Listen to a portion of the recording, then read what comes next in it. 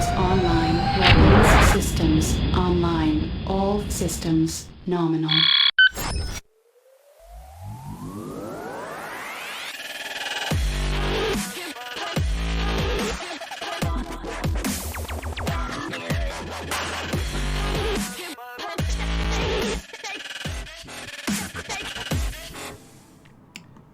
Hey, welcome once again to another episode of the Amazing Life Show. And this evening, we're going to have a wonderful guest coming all the way from Singapore. I'm talking as if Singapore is very far away when I'm actually based here as well.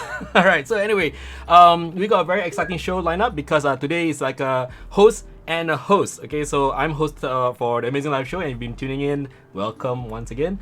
For the other guests, for the other guest, there's only one guest. For our guest today, we have the host of, you guessed it, Tech 360 TV. I don't know why I say Track. I'm so sorry. I'm just so excited about what's going on today because, first of all, I went to Omnidesk's experience studio, first-hand look at everything down there, and I can't share anything with you yet because there's an NDA. But I will post a blog about it soon. And before we had the show running, our guest, our special, very, very, very special guest, had a very nice chat with me, and we talked for so long, like old long lost buddies, and man, unbelievable. We forgot to look at the time, and soon it was 8 p.m. and I realized I need to start going on air and all that. So anyway, shout out to all those people watching right now. Thank you for joining us as always. We have Miss Desert in the house. That's my wife watching. So she's gonna make sure that I'm not up to no good, of course. And we have Natalie. Thank you for joining us as well. What's Epic Zone? Oh, Epic Zone. Love that. And there's a ghost smiley of some sort. So I'm gonna get Friday to actually share who our guest speaker is. Okay, so we actually have Bobby Tonelli in the house for this evening. Yep, that's right. The big guy himself, all the way from Fly Entertainment. And of course, Tech 360 TV. For those of you guys who have been watching him on YouTube, you probably recognize him. For those of us, like myself, who grew up with TV, we've probably seen him on Channel 5 and shows like that, right? So, man, it's amazing how things actually roll into what it is today, alright? So everything is just falling into place. Both of us have a fair share of adventures with gear, and today we're going to talk about anything photography, and it's going to be really epic.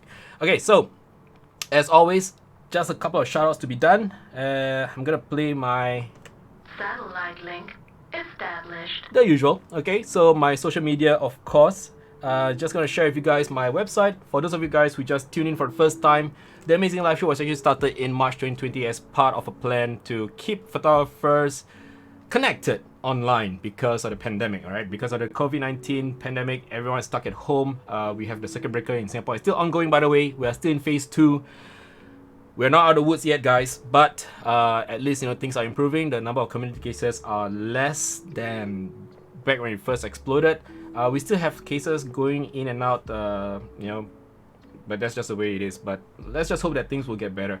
But in any case, the Amazing Life Show was actually incepted in March 2020, and it was just planned originally for a simple live stream webinar for Capture One, but somehow it evolved into what it is today. So now it's actually a special show, a photography talk show for photographers by photographers. And if you guys are wondering where that slogan kind of sounds familiar, why it sounds familiar, it's because I happily ripped off Min Young Tan's idea.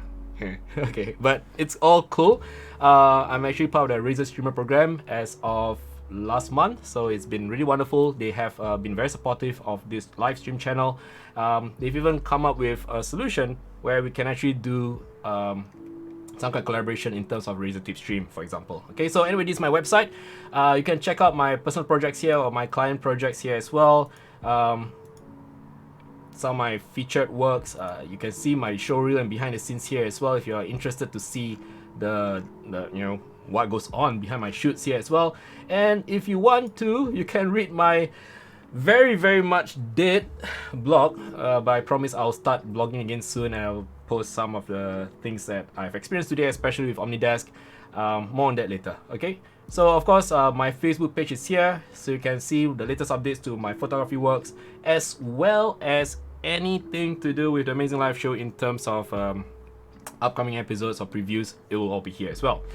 And of course, we have my Twitter channel here, or my Twitter profile, so I'm very active here. Here is just a little glimpse of what happened today when I went down to Omnidesk's Experience Studio. So here is the studio in its entirety is still a work in progress. They just started, having a special preview for VIP guests, but they will open up to the public on the 23rd of July. So stay tuned for that as well. And if you guys want to be in touch with me, reach out to me via Twitter. I'm very, very active there. So just DM me or just add me, and I'll be there in a jiffy. Now, a lot of people have been wondering how can you watch the past videos for the Twitch stream. You can actually head over to my YouTube channel here as well. Here's where you can watch all my behind the scenes videos, and at the same time also look through some of the past VODs. So if you missed out on any episode, you can always watch them over here. And if you could, as always, hit like, comment, subscribe, press the doorbell, ding, and you'll be notified the next time I upload a VOD. This is my Instagram. Yep, I am very much active once again. Now, I've not been updating this since, I think the last project I uploaded was, when was this? This was in February, and then I started uploading stuff again 6 days ago. So that was that. So I'm back on Instagram, so if you guys are very keen to follow me on Instagram, feel free to do so as well. And of course, this is my Twitch stream. And as always, if you guys can show support for the tip stream by scanning the QR code with your mobile phone, so you can actually have a way in to show your support through donations and leaving a tip. All right. So how do you do this? You actually head over to Razer Tip Stream, leave, no, not leave, but basically buy shards using Razer Gold, and you can actually donate those shards over to me. One shard is 1 cent, so 100 shards is 100 cents. Now, if my mathematics is still good enough since primary school, 100 cents is $1. I think so, yeah, that's it. 1 Singapore dollar. Okay, so 1 Singapore dollar, or 1 US dollar rather, I think it's 1 US dollar, will actually help with running this show, and I'll be very much appreciative if you guys can do that. Now, of course, there is also another way of showing support for the channel. If you guys are not keen on tipping and donating, you can always head over and press that follow subscribe button in the top right hand corner of the screen. Not necessary, but I would truly appreciate it. And of course, if you donate through Razer Tip Stream via Razer Gold with Razer Shards, you have access to this wonderful catalog over here, because you'll be accumulating Razer Silver, which you can use to basically redeem all these wonderful products. So we're talking about not just games, but epic Razer gear, such as the keyboards, headsets, mice. And to be honest, I've been eyeing this one product that they have on sale. It's the Razer Hydrator. I really want this because I think it looks really cool. Yeah, and I always have people reminding me on the chat within the Twitch stream saying, "Hey, Mez, you need to drink more water." I agree. I have to do that. Okay, so who do we have here today? We have Bobby Tonelli. This is his Facebook page. I'm gonna put the link here as well in the chat window so you can check it out. All right. So Bobby Tonelli is a very fantastic guy to work with. I've met him a couple of times, and he's always a joy to be around with. He is an American actor, host, and MC who has been based in Singapore for the past 13 years. He has acted in more than 5 Mandarin dramas, 11 Malay dramas, and 10 English drama series to date. To be honest, that's more than amount of TV that I watch. Okay. Additionally, he acted in Crazy Rich Asians and Westworld Season 3. Now, how many of you guys actually watch Westworld? It's fantastic, isn't it? It's one of those things that you watch on Netflix and then you just don't want to get off, Oh man. Okay, so anyway, on the television hosting side, he is most known for being the host of Celebrity Car Wars for all 3 seasons on History Channel Asia. Additionally, Bobby is a host and editor for Tech 360 TV, a tech channel on YouTube covering a number of consumer electronic products, including smartphones, laptops, and cameras. As for being an MC for 12 years in Asia, 2 of Bobby's most notable jobs recently include co-hosting 2 of the largest fan events in Southeast Asia for Disney and Marvel Studios, Avengers Infinity War, and Captain Marvel. Guys, we are talking about someone who actually rubbed shoulders to shoulder with Captain Marvel and Nick Fury himself. That's it, man. This guy is everywhere. I don't know what else I can say about him. He is literally everywhere. It's crazy. But anyway, we're going to bring him on the show and we're going to dig more from him later on. Okay, so now I have something to show you. Let's take a look into something from the past. Bobby, I'm not so sure if this is something you want to keep hidden, but I found it on YouTube. It's a showreel, man. Your showreel from so many years ago. Okay, let's check this out.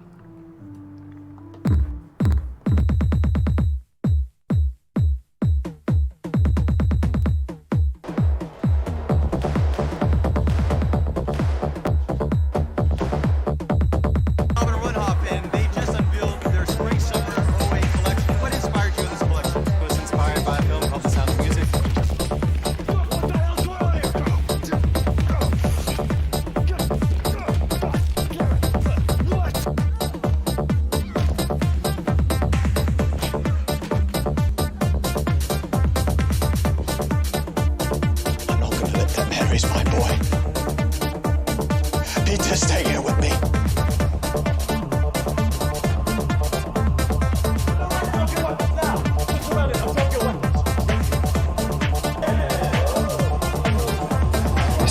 front of Americans. Okay, they started calling stupid on more this, you stupid on more that.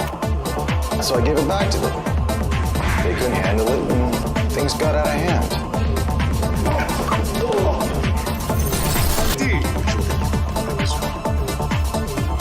How do you think a silly gang initiation to the murder of these girls?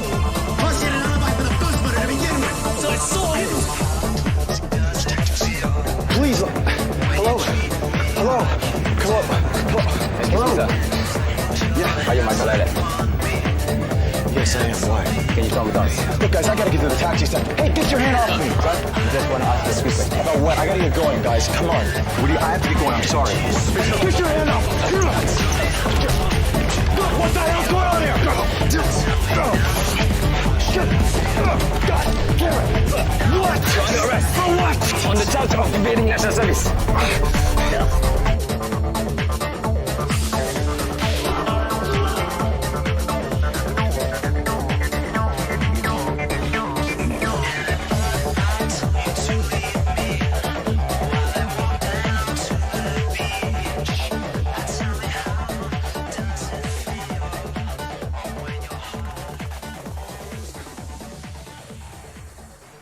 Wow. How long ago was that? Let me just unmute you. There we go. Zoom is so funny sometimes. Sometimes it works, sometimes it doesn't. Wait, I think there we go. I'm on. All right, Hello. welcome to the show. Bobby Tonelli's in Dude, the that house, was- yo. Man, that was an old show reel. I gotta Yep, take that thing yep. off YouTube. It's still on YouTube. You know, that's the funny thing about YouTube. Whatever stays on YouTube stays on YouTube. It will never go away. Yeah, I gotta get rid of that. I gotta get rid of that. Well, I gotta change that up at least a little bit, man. That's been a long time. Yep. Long time. And you know what? You should archive it somewhere. You should just leave it online because I remember my mom. She used to re-watch Channel 5. I mean, she's a Channel 5 junkie. She's a TV junkie. She loves dramas. And she's always pointing out to this guy. I can't remember your character's name, but the inspector, the one with the Oh yeah, thick and mustache. Fighting Spiders. Yeah. Fighting Yeah. Spiders. Yeah, she loves that show, and she was always saying like, that handsome man is on. I'm gonna watch it again. so I told her I'm gonna be on live stream later tonight with you, and she got very excited, but she has no idea what live stream is. So I'm just gonna show her later on YouTube because she said that she's gonna watch I don't know what show it is on channel. No, Surya now I think. I don't know. She loves Okay. Malay shows as well, but yeah. I'll definitely show her this live stream. She's gonna get very excited. She's probably gonna call you the Inspector Misai. Well, tell your mom I said hi and thank you very much. Awesome. Okay, so for the most part of our lives, most of us actually know you as a TV personality. Even for myself, I know you as an actor, a host, and an MC. Even my mom knows that as well. And here's the funny thing: you are probably the only person I know out there on a personal basis who actually has a Wikipedia page. Oh really? You didn't know? Well, I mean, I know I have a Wikipedia page, but I mean that's okay. Oh no, I don't have one. Eugene doesn't have one. I don't have one. You guys need a Wikipedia page. You definitely need a Wikipedia page. Someday, perhaps. And today, Yes. you are the host and editor of Tech 360 TV. Is there Right, anything yeah. that you cannot do? Man, I'm just trying to keep going. I can't sit still. I really can't sit still. I mean, I think see the whole that. process of what we do in this industry is you just can't stay stagnant. Exactly. You just got to keep moving and shaking and trying different things and seeing what works. And the tech stuff is. I mean, the funny thing with the Tech 360, while I've been doing it, hosting that for I think last couple of years, Yep. I've been in tech before I even came to Singapore. I was involved in the tech industry. And when I was in LA, back in late 90s, early 2000s, all the way up until I moved here.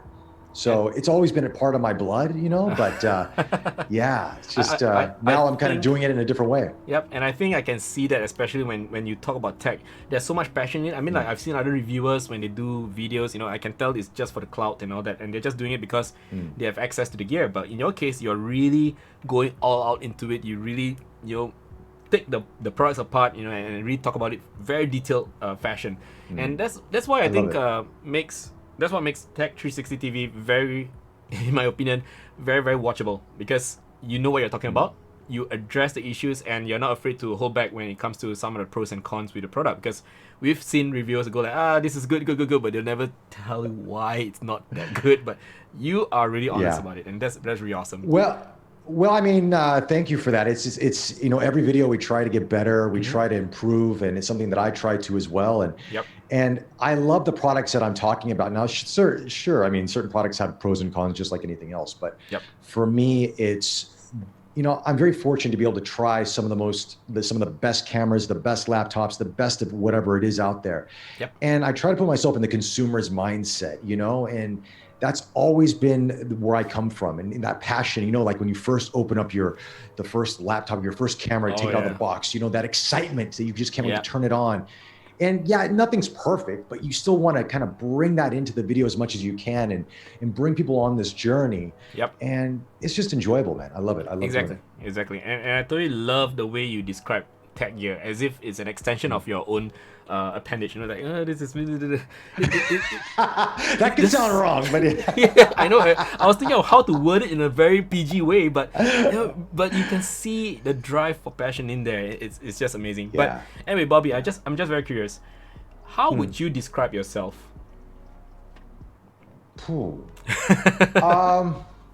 I guess a survivor, man. I guess I'm a survivor. I mean, I look at it that way. It's it's funny. I mean, I'm now in this part of my life, I'm doing things I never would have thought I would be doing. So all I can say is that I try my best. I've failed more times than I've succeeded, but I just keep getting back up and I keep going and keep going and keep going. And hopefully sooner or later, I don't have to keep going anymore. I can just kind of chill. But so far it's part of the journey. And it's been a wild ride so far because based on my research, you've gone places, man. You've done so much, and we're gonna explore all those during this episode. And then maybe some people will probably not know some of the history behind some of the things that you've gone through that make you become who you are today, and that's gonna be very exciting to talk about as well.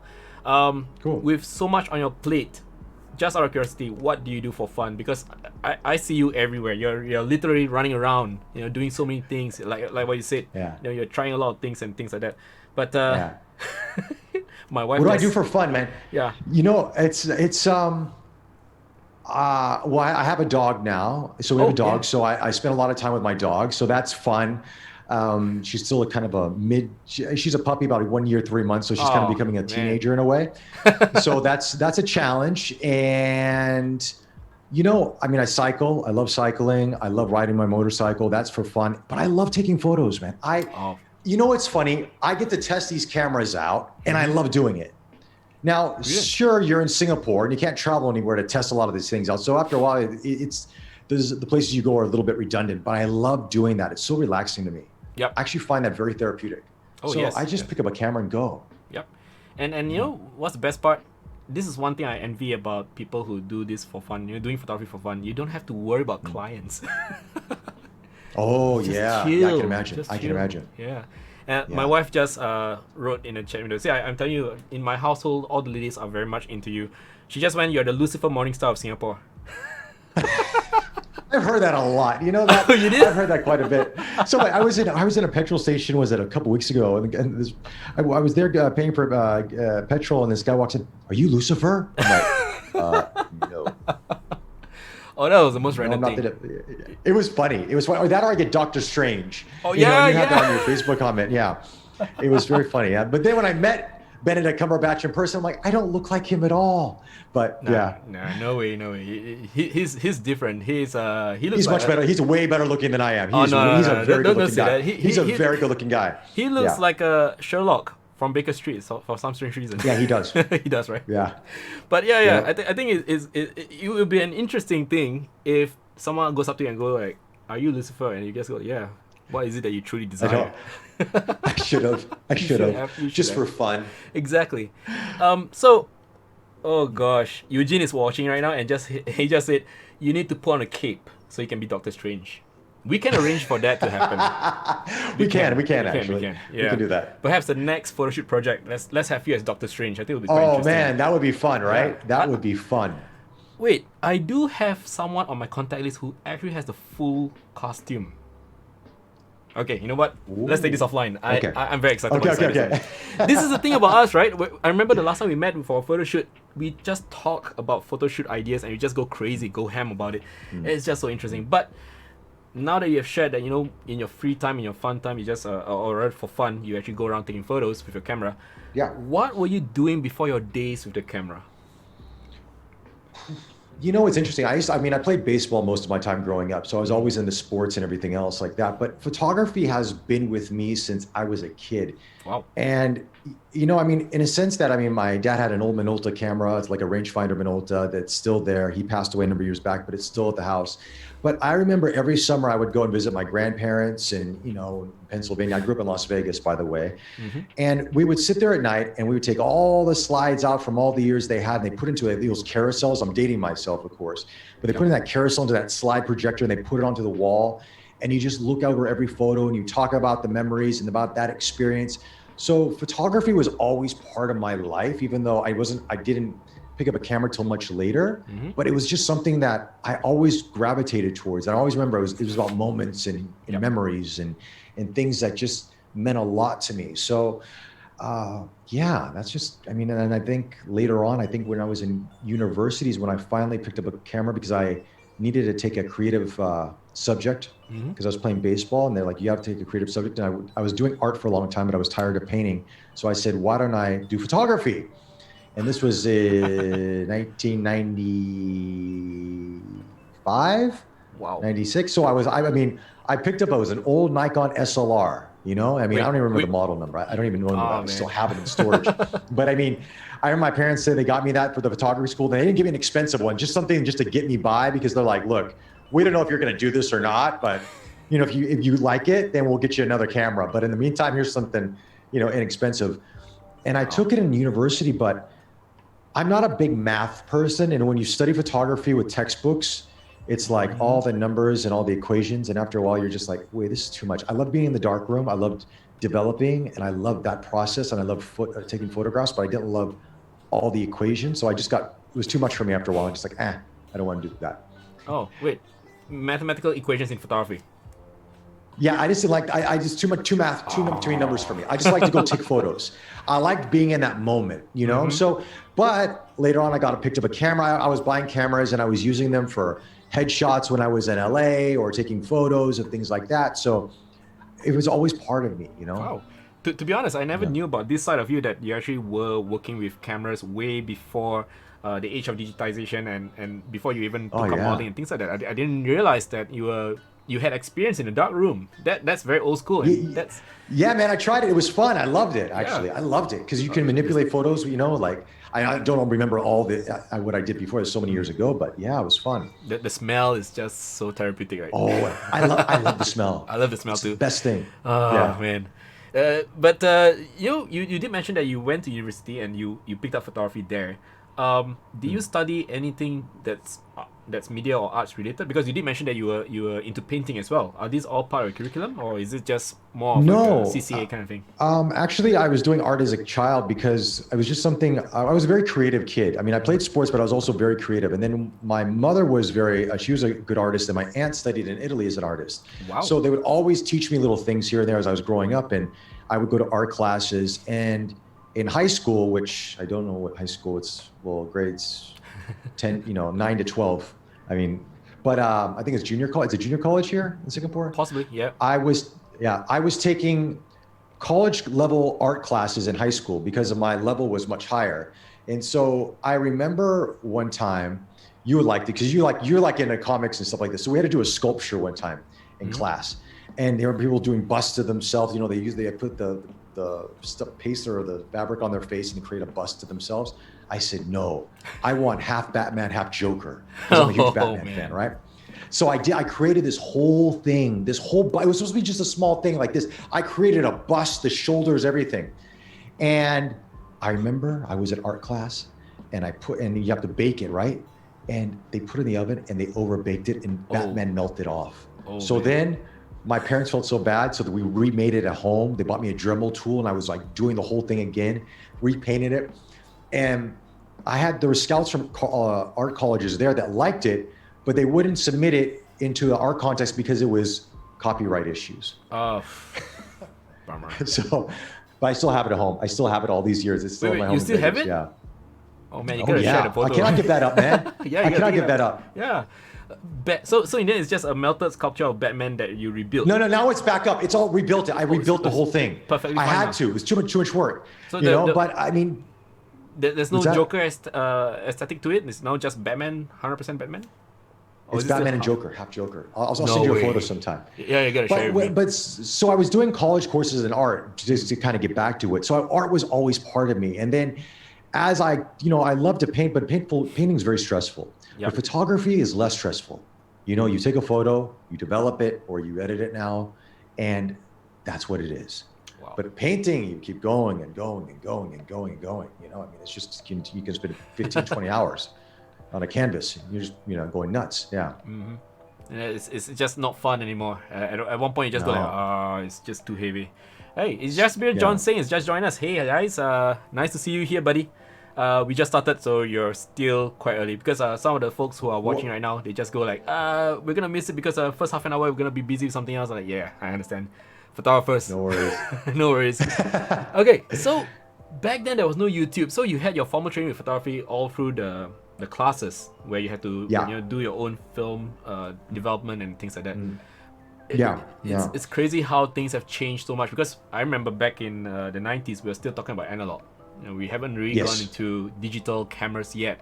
I think the first digital camera that really went, I would say, that's marketed to the masses would be the Canon 10D, if I'm not wrong.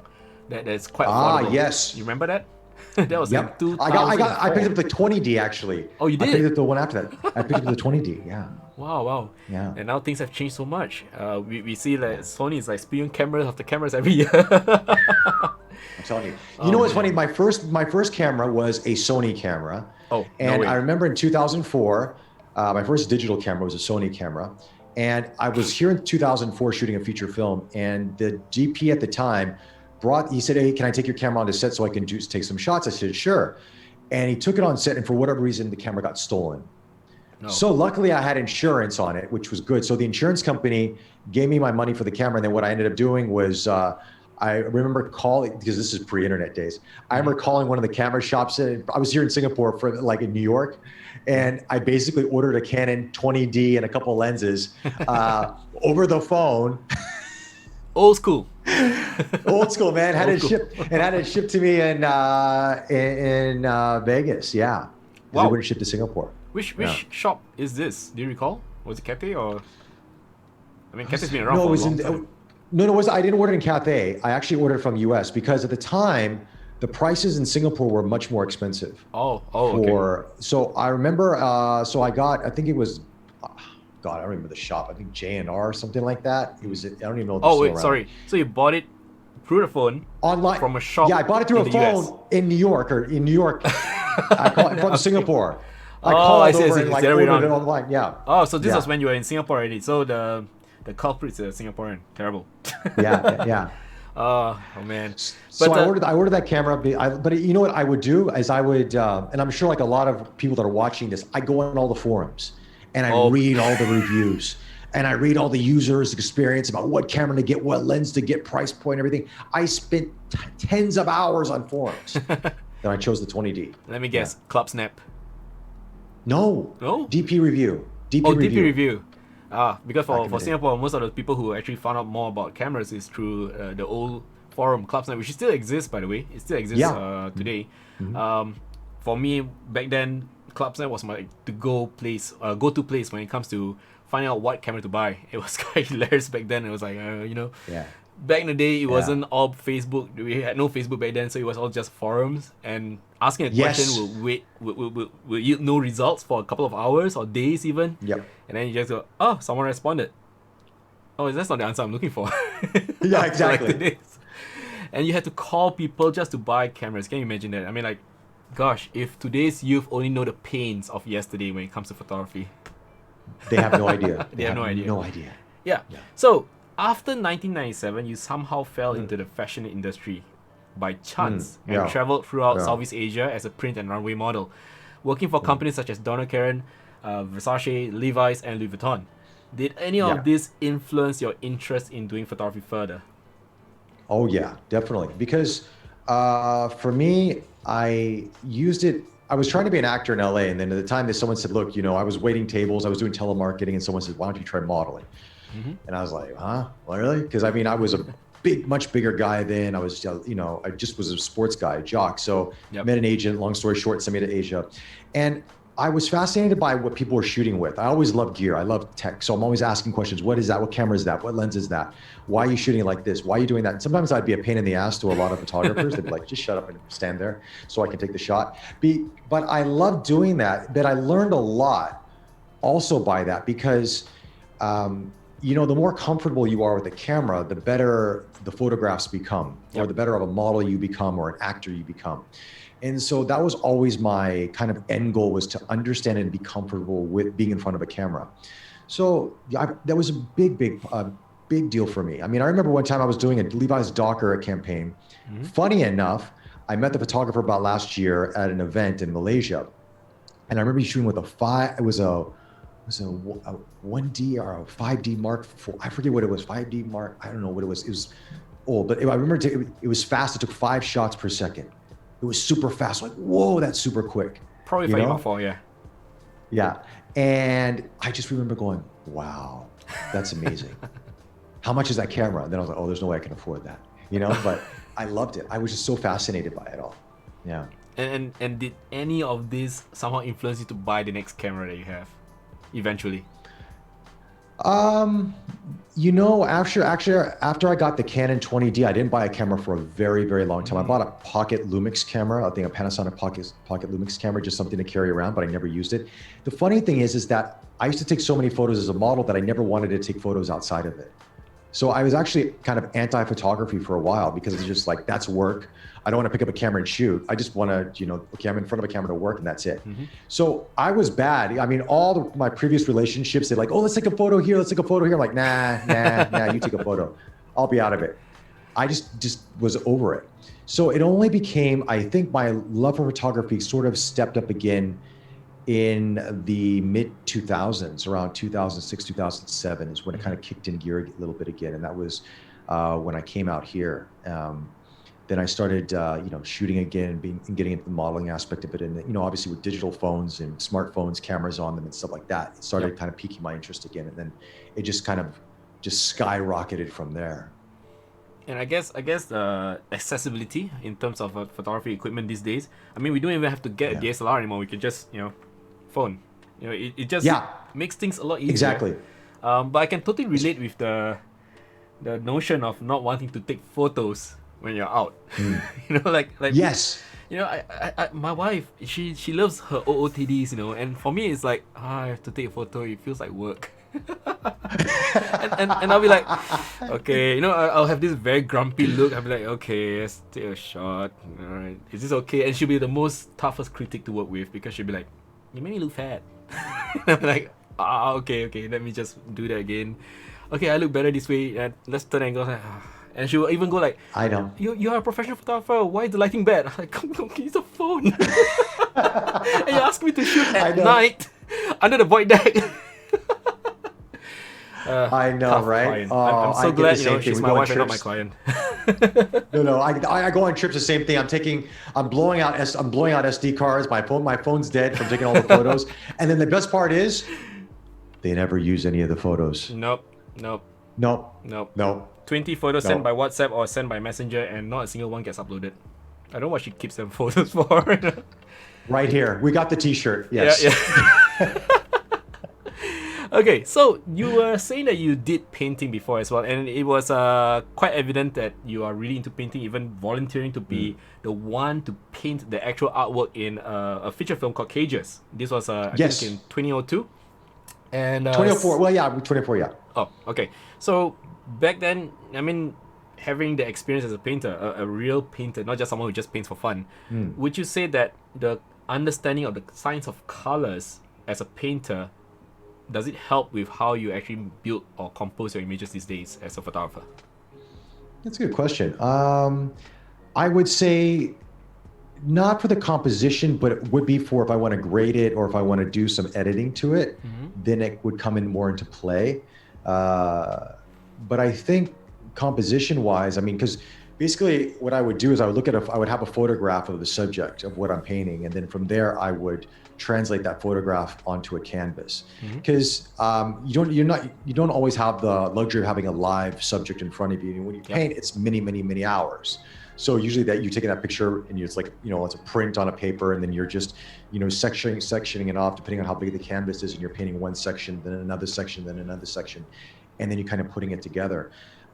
So it was more about the colors, but it was understanding light as well, because when you're looking at a painting, like where the light subject is coming into play, how a shadow falls, all that. So when it comes into post-edit for editing photos, that's where it really came into play. So if I want to use the hues and the saturations, or if I want to add another tone to the image, then it's like painting away. But it's a much faster process.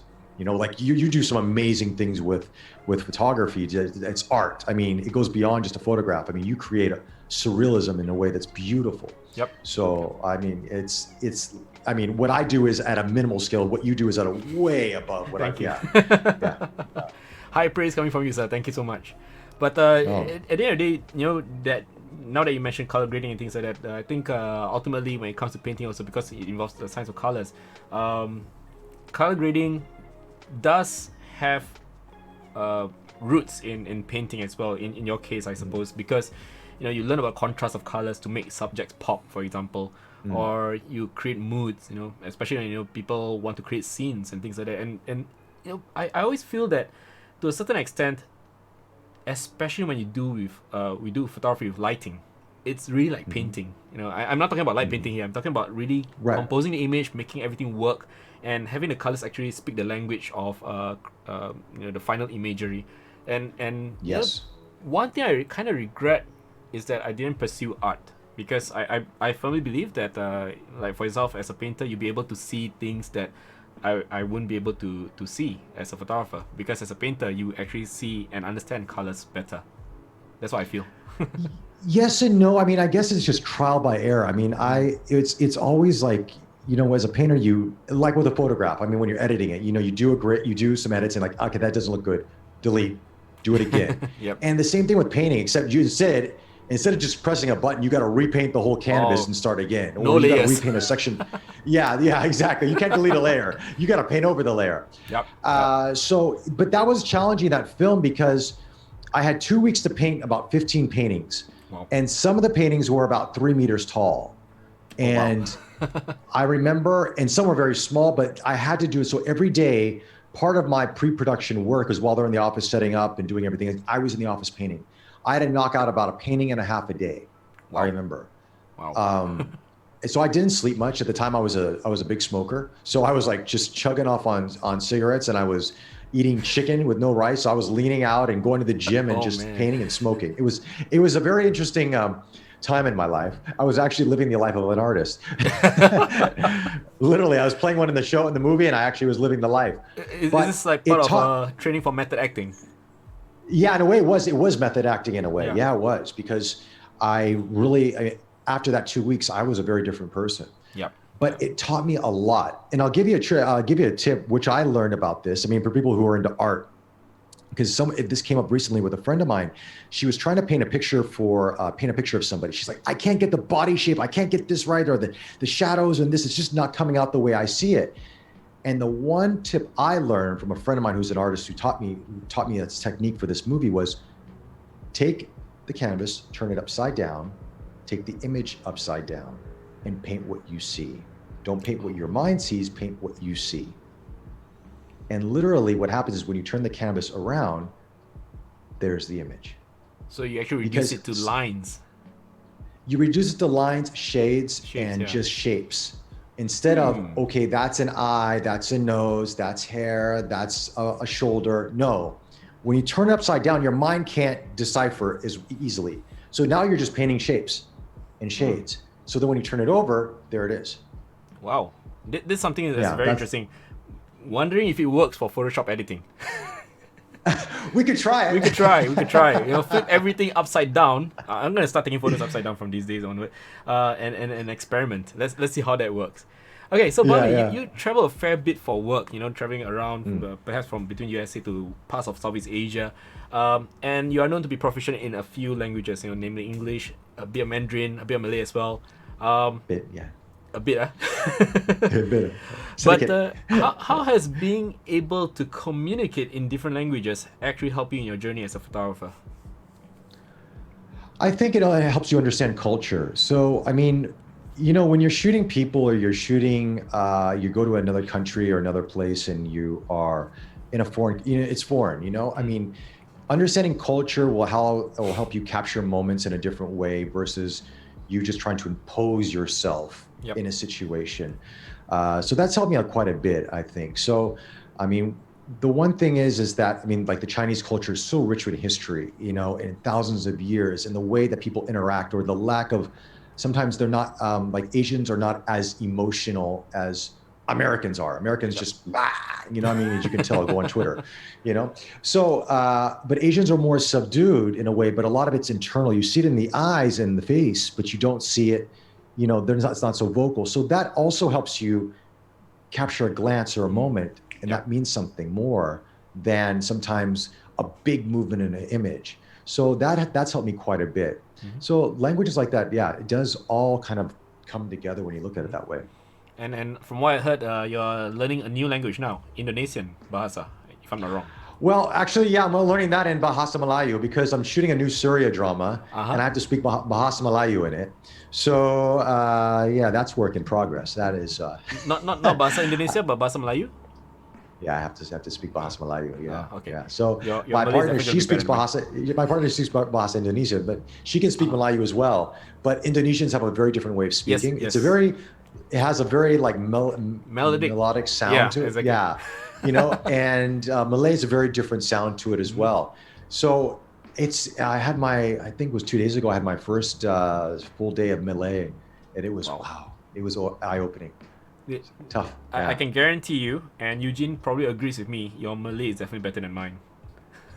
I don't think so. No. I don't think so. I haven't spoken Malay at all since secondary school. And let me just share you a funny story that happened to me and Eugene when we were in Kuala Lumpur. Yeah. So we were pulled over by the cops, and in order to get away, this is so embarrassing. We spoke in English at first, and they didn't want to hear any of it. They were like, "No, we're gonna charge you with fines and things like that." I was like, "Oh, you know what?" Then I spoke in Malay. It was the worst Malay ever, and I think out of embarrassment for me, they let us go. Oh wow. It was so hilarious because Eugene, at first we were very shocked, because it was at 3 a.m. and we were very worried. And what happened here? They were finding fault with us, And then Eugene had a very worried look. But there I was, suddenly going all out in the most broken, desperate Malay ever. And I think my Malay teacher from secondary school would be very proud of me that I actually went back to the roots. And Eugene looked at me and said, "That was the first time I heard you speak Malay." I said, "Yeah, I haven't spoken Malay since army." That's how sad it was. But but it's good to hear that you explore different languages, and especially that you're taking out roles for Surya, for example. It really shows how I'm not saying this because of political reasons or anything like that, but it's just wonderful to see actors being diverse in their cultural and language understanding, exploring different languages, for example. Yeah, so it's really cool. And your career being able to touch into different cultures and different languages has actually helped you as a photographer as well, like what you shared just now, being able to capture those decisive moments. There is no such, what would I say, it's just authentic. It's not like forced, and that's what makes your photography brilliant. And I kind of agree with, I agree completely with Jasbir here, who said that when he sees your photos, the colors are a lot more truer, and it just feels more real. Jasbir also says that he has a huge problem with colors, which is why 90% of his work is now in black and white, and wish he had studied contemporary art too, for it would have helped him understand colors better. And Eugene says you guys are taught in art school on how to paint what you see, and I think this is echoes with our discussions previously about how painting can help have an eye for photography. It's interesting. They really go hand in hand in a lot of ways. But I mean, but black and white, I have to say, black and white is, I mean, those who can do really good black and white photography, it is phenomenal. I mean, I love shooting in black and white. It is such a challenge, and it's really different because if you shoot with a black and white camera or black, film, whatever the case, you're just seeing shadows and shapes and it's just, I love it. It's just so, Yeah. it's a challenge, and then when you see the image come out, like, wow, it's so unique. When it comes to black and white, you actually remove all other distractions that colors present in a photo. For example, you literally see the rawest of emotions. You understand the storytelling better, and I get that there's this natural pull towards black and white. When you look at it, it may be a very minimalistic shot, just maybe one speck against a sea of white, but you stop and look at it as opposed to the messiness of anything with platitudes of colors just splash all over the place. But I guess black and white is just it just captures the soul.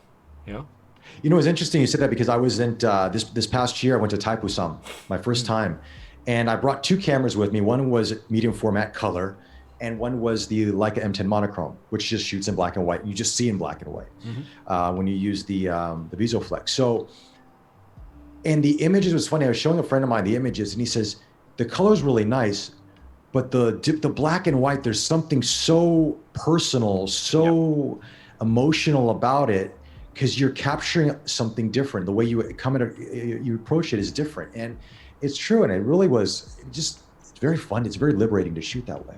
And I think even for street photography in general, when you see something in black and white, it just feels more, I don't know. I hate to use this word. It feels more artistic.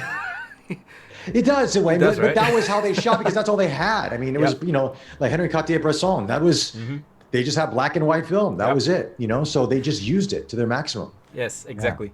And now that, you share with us how you actually went into photography, like really deep into photography, like you try to understand the mechanics and the science behind photography, or even the storytelling behind photography, and even to the extent of going in and getting the gear. You mentioned you use a medium format color camera, which I assume to be the GFX, I think. The GFX 100. I was testing it out. I was actually doing the review on it. I was reviewing both of those cameras at the same time. And I thought, well, here's Taipusam. What a great way to get some great images for the review.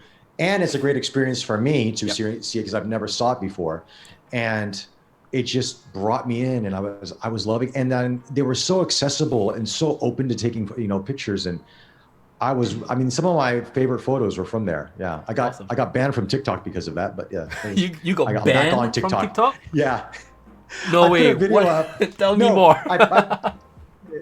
I put a video up of like me showing some of those photos, right? But I guess obviously Taipusam is the piercings and everything else. Now there's no blood or anything like that, but it's piercing. So I don't know, but they flagged the video and they banned me. So I had to, they let me back on, but I had to write my way in. Like, guys, they're just photos, this is not, bad or anything like that. It's a spiritual, situation. But it is. It's not violence or anything like that. It's culture. I know. But I think that's the main issue with a lot of social media outlets. I mean, even for Twitch as well. Yes. It's so easy to get flagged for the silliest of things, and it's very sad, because sometimes when we want to explore things like culture, like for example Taipusam, some of the audience here may not know what it is or what it looks like, and it's just I think it's very unfortunate that there's this kind of censorship blockage, but it is what it is, and we have no choice but to follow it, unfortunately. But okay, now that you have all this gear, you have all this vision for photography and all that, big question. Yes. Why have you ever thought of becoming a professional photographer full-time? Interesting you said that. I never really did, because I never considered myself at that level of a professional photographer. But recently this year, Hugo Boss kind of asked me to do some social media campaigns for them. One was for made for me, which is like bespoke suits for men, and so they wanted me to do that, and then also to take some photographs of some musicians and artists that they also work with. And because they saw my photos, it was interesting, because I have a friend of mine, Alan Wu, who he was working with Hugo Boss for quite some time, and he's like, he always knows I have these cameras and I need to test them out on people. And so he said, hey man, let's go take some photos. So I'd always take pictures of him, and then they would see the photos, like, hey, the photos turn out pretty good. So then they asked me, would I do this, for fun? And I thought, yeah, let's try it out. I said, look guys, I'm not a professional photographer, but let's try it out. And It was interesting, man. It was a very, very interesting thing because I have a lot of respect for what photographers do and go through, you know, and I just use my limited knowledge of photography, which just to try and get the shots that I could do and through editing and everything else.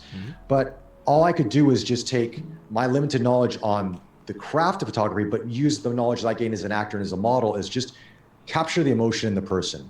Whatever it is, it might not be technically correct, but if I can capture the eyes or I can capture the feel that I want, that in a way will sort of make up for my lack of technical knowledge, you know, and it worked. I mean, some of the images, I mean, I actually have some samples I can show you in a bit, but it turned out, I mean, I look at it now and I'm like, oh, I could do it better. Whoops, I could do it better. But, you know, at that time I was like, okay, this, you know, the client was happy. Yeah, the client was happy. The artists were happy. So I thought that's great, you know, and it was very interesting. It was very eye-opening.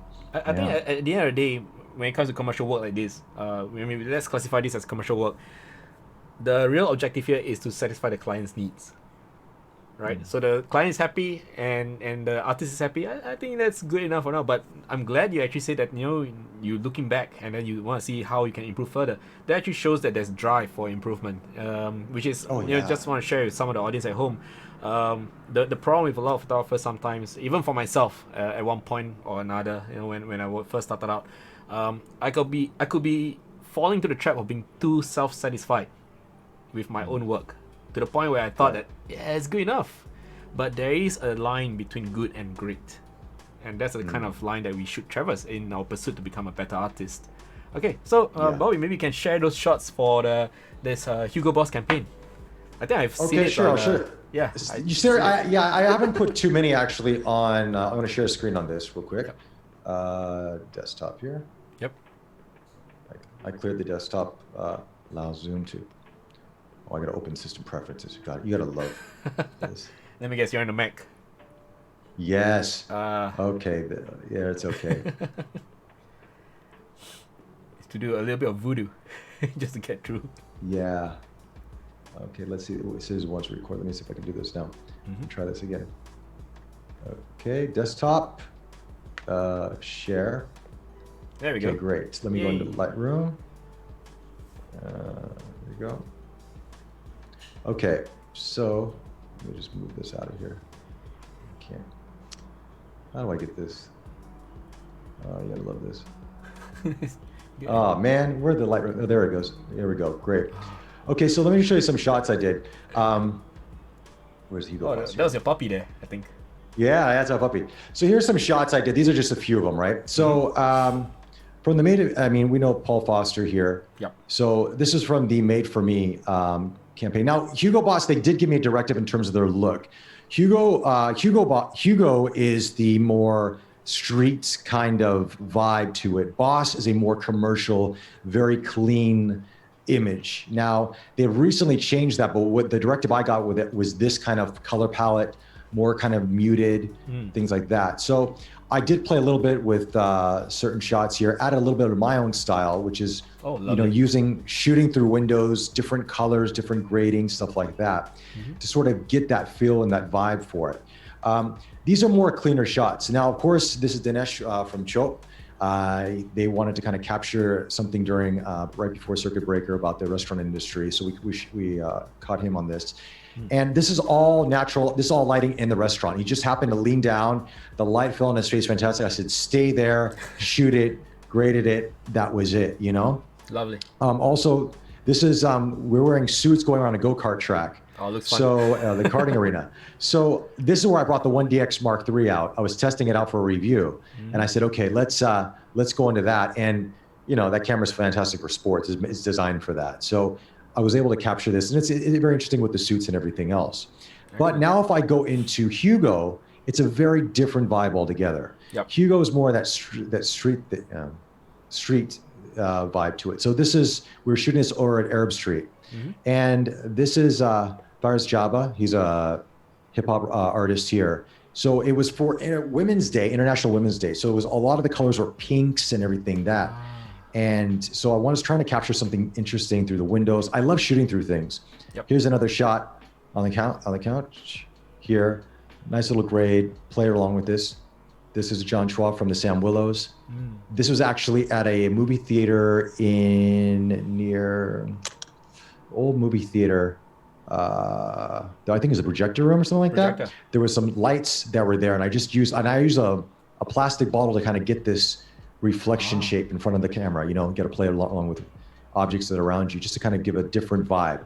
So Hugo is a little bit more creative. You can get more creative with the shots. You know, lovely. I used a little Rotolight, the little Rotolight Neo. Just added some color to the face here, and let the outside daylight here capture it. Again, I used a little bit of a bottle just to kind of give a little dehaze focus here, just to kind of get a little more dreamy look. Again, another shot. This is all, I just had a light in front of him, and that was it. One light. It was that small little Neo, and made it work. Now here's a guy named Aiden. He's an artist for MediaCorp, and he's a very sensual guy. You know, he loves to move, and he's very good with his body. So I used that quite a bit, and I said, okay, great. I wanted to do something remind me of Risky Business with Tom Cruise. You know, like the underwear and the white shirt, but take it into a bar. So we actually shot this at the Shangri-La Hotel. And he was in, Hugo with the white shirt and then boxer briefs on that. And just something a little bit more sensual, a little bit more fun. This is in a bed, looking up, just kind of capturing a moment and a mood. It's a little bit messy. It's a little bit, some clients would want this a little bit cleaner, but Hugo Boss was really cool about it. It not just being about the branding. You see the branding here, but more about the eyes. Because for me, as an artist, as an actor, as a model, the one thing I realize is that it's got to be, the eyes have to tell you a story. If they don't tell you a story, there's nothing there. Agreed. This was something I wanted, a one car wide feel for him. So we were in this little booth in the same kind of bar area, and I saw the green couch and the wooden panels there, and it just reminded me of the 1970s. And I remember the one car wide films that I watched. And so I just wanted to, I basically used a Profoto B10 Plus. I'm not really good with flash, but I used it as a modeling light, positioned it over here just to cast some light here on the face, and really just had him move around. This guy knows how to work the camera very well. But I wanted I wanted him more of something thinking inside. I wanted that internal feeling. So just talk with him, get that vibe, and just let him be. And it was pretty much that, more of that, these are some of my favorite shots with him, because I love that kind of, I wanted something more cinematic, not so like it came out of a movie still. To me, that's fun. That's fun to do, Like you say, it feels very much like a screen cap from In the Mood for Love, Yes. And that's what I wanted. That's exactly what I wanted for these. The vibes there's different vibes here. Of course, this is very different. This again could be that as well, in the Mood for Love, because these color tones are all the same. So I try to use the same color palette for those.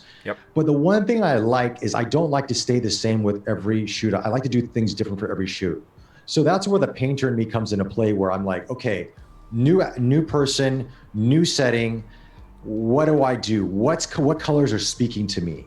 What things work for me?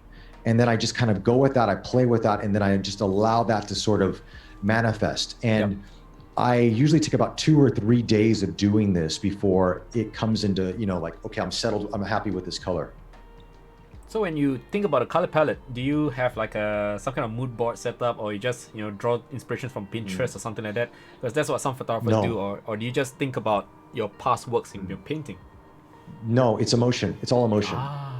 It's emotion for me. So because that's where the actor, and that what comes into me is like, okay, I'm in a bedroom now. I was only using, I had the B10 Pro Photo right above here. We had a practical light that was just here, but I really toned it down a little bit. Now I did kind of boost this up a little bit in post, just to sort of, capture what I wanted. And I cleaned up the skin a little bit, but I just thought, okay, I want warmth, I want vibe, I want this. I just kept thinking Wong Kar-wai, and Wong Kar-wai, when you watch the films, there's a sensuality to it. There's this era of lack of digital. It's just very film and very, and I actually shot some images with him with Cinestill 500, which I haven't developed yet, out of my Leica MP film camera, which I brought there to set as well, which I should develop to see how they turn out. But that's how I think. I think in emotion, And then from there, like for these ones, it's very different. There's a very directive look that they wanted, very clean, very minimalist. So I think very German. Because when you think Germany, if you ever go, go to Germany, it's very cold. Yes. And everything's very structured. Everything's structured and muted, and and so that's what they wanted for that. So then I kind of went with that. But then of course I add my element into it, because after a while I was like, okay, I'm tired of that. I need to add this into it. So then I allow reflections and light and color come in, but still try to keep along with the same tones. But the great thing about Hugo Boss is they allowed me to be me. That's awesome. They didn't really hold me back from saying, no, you can't do this, you can't do that. They were like, please try it. We'll tell you if it doesn't work. And it turned out okay. Oh, fantastic. Very good client to have. very very good client. Very good client to have.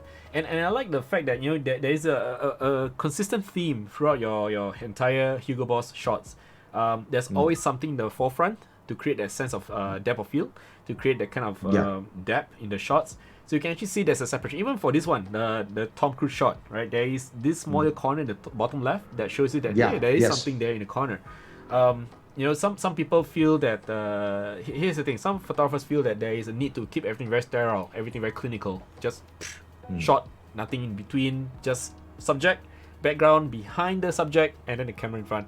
But I think in your case, because you're going for the cinematic look, you have this not just a color grading, but the sense of realism where the camera is like the POV of someone looking at the subject.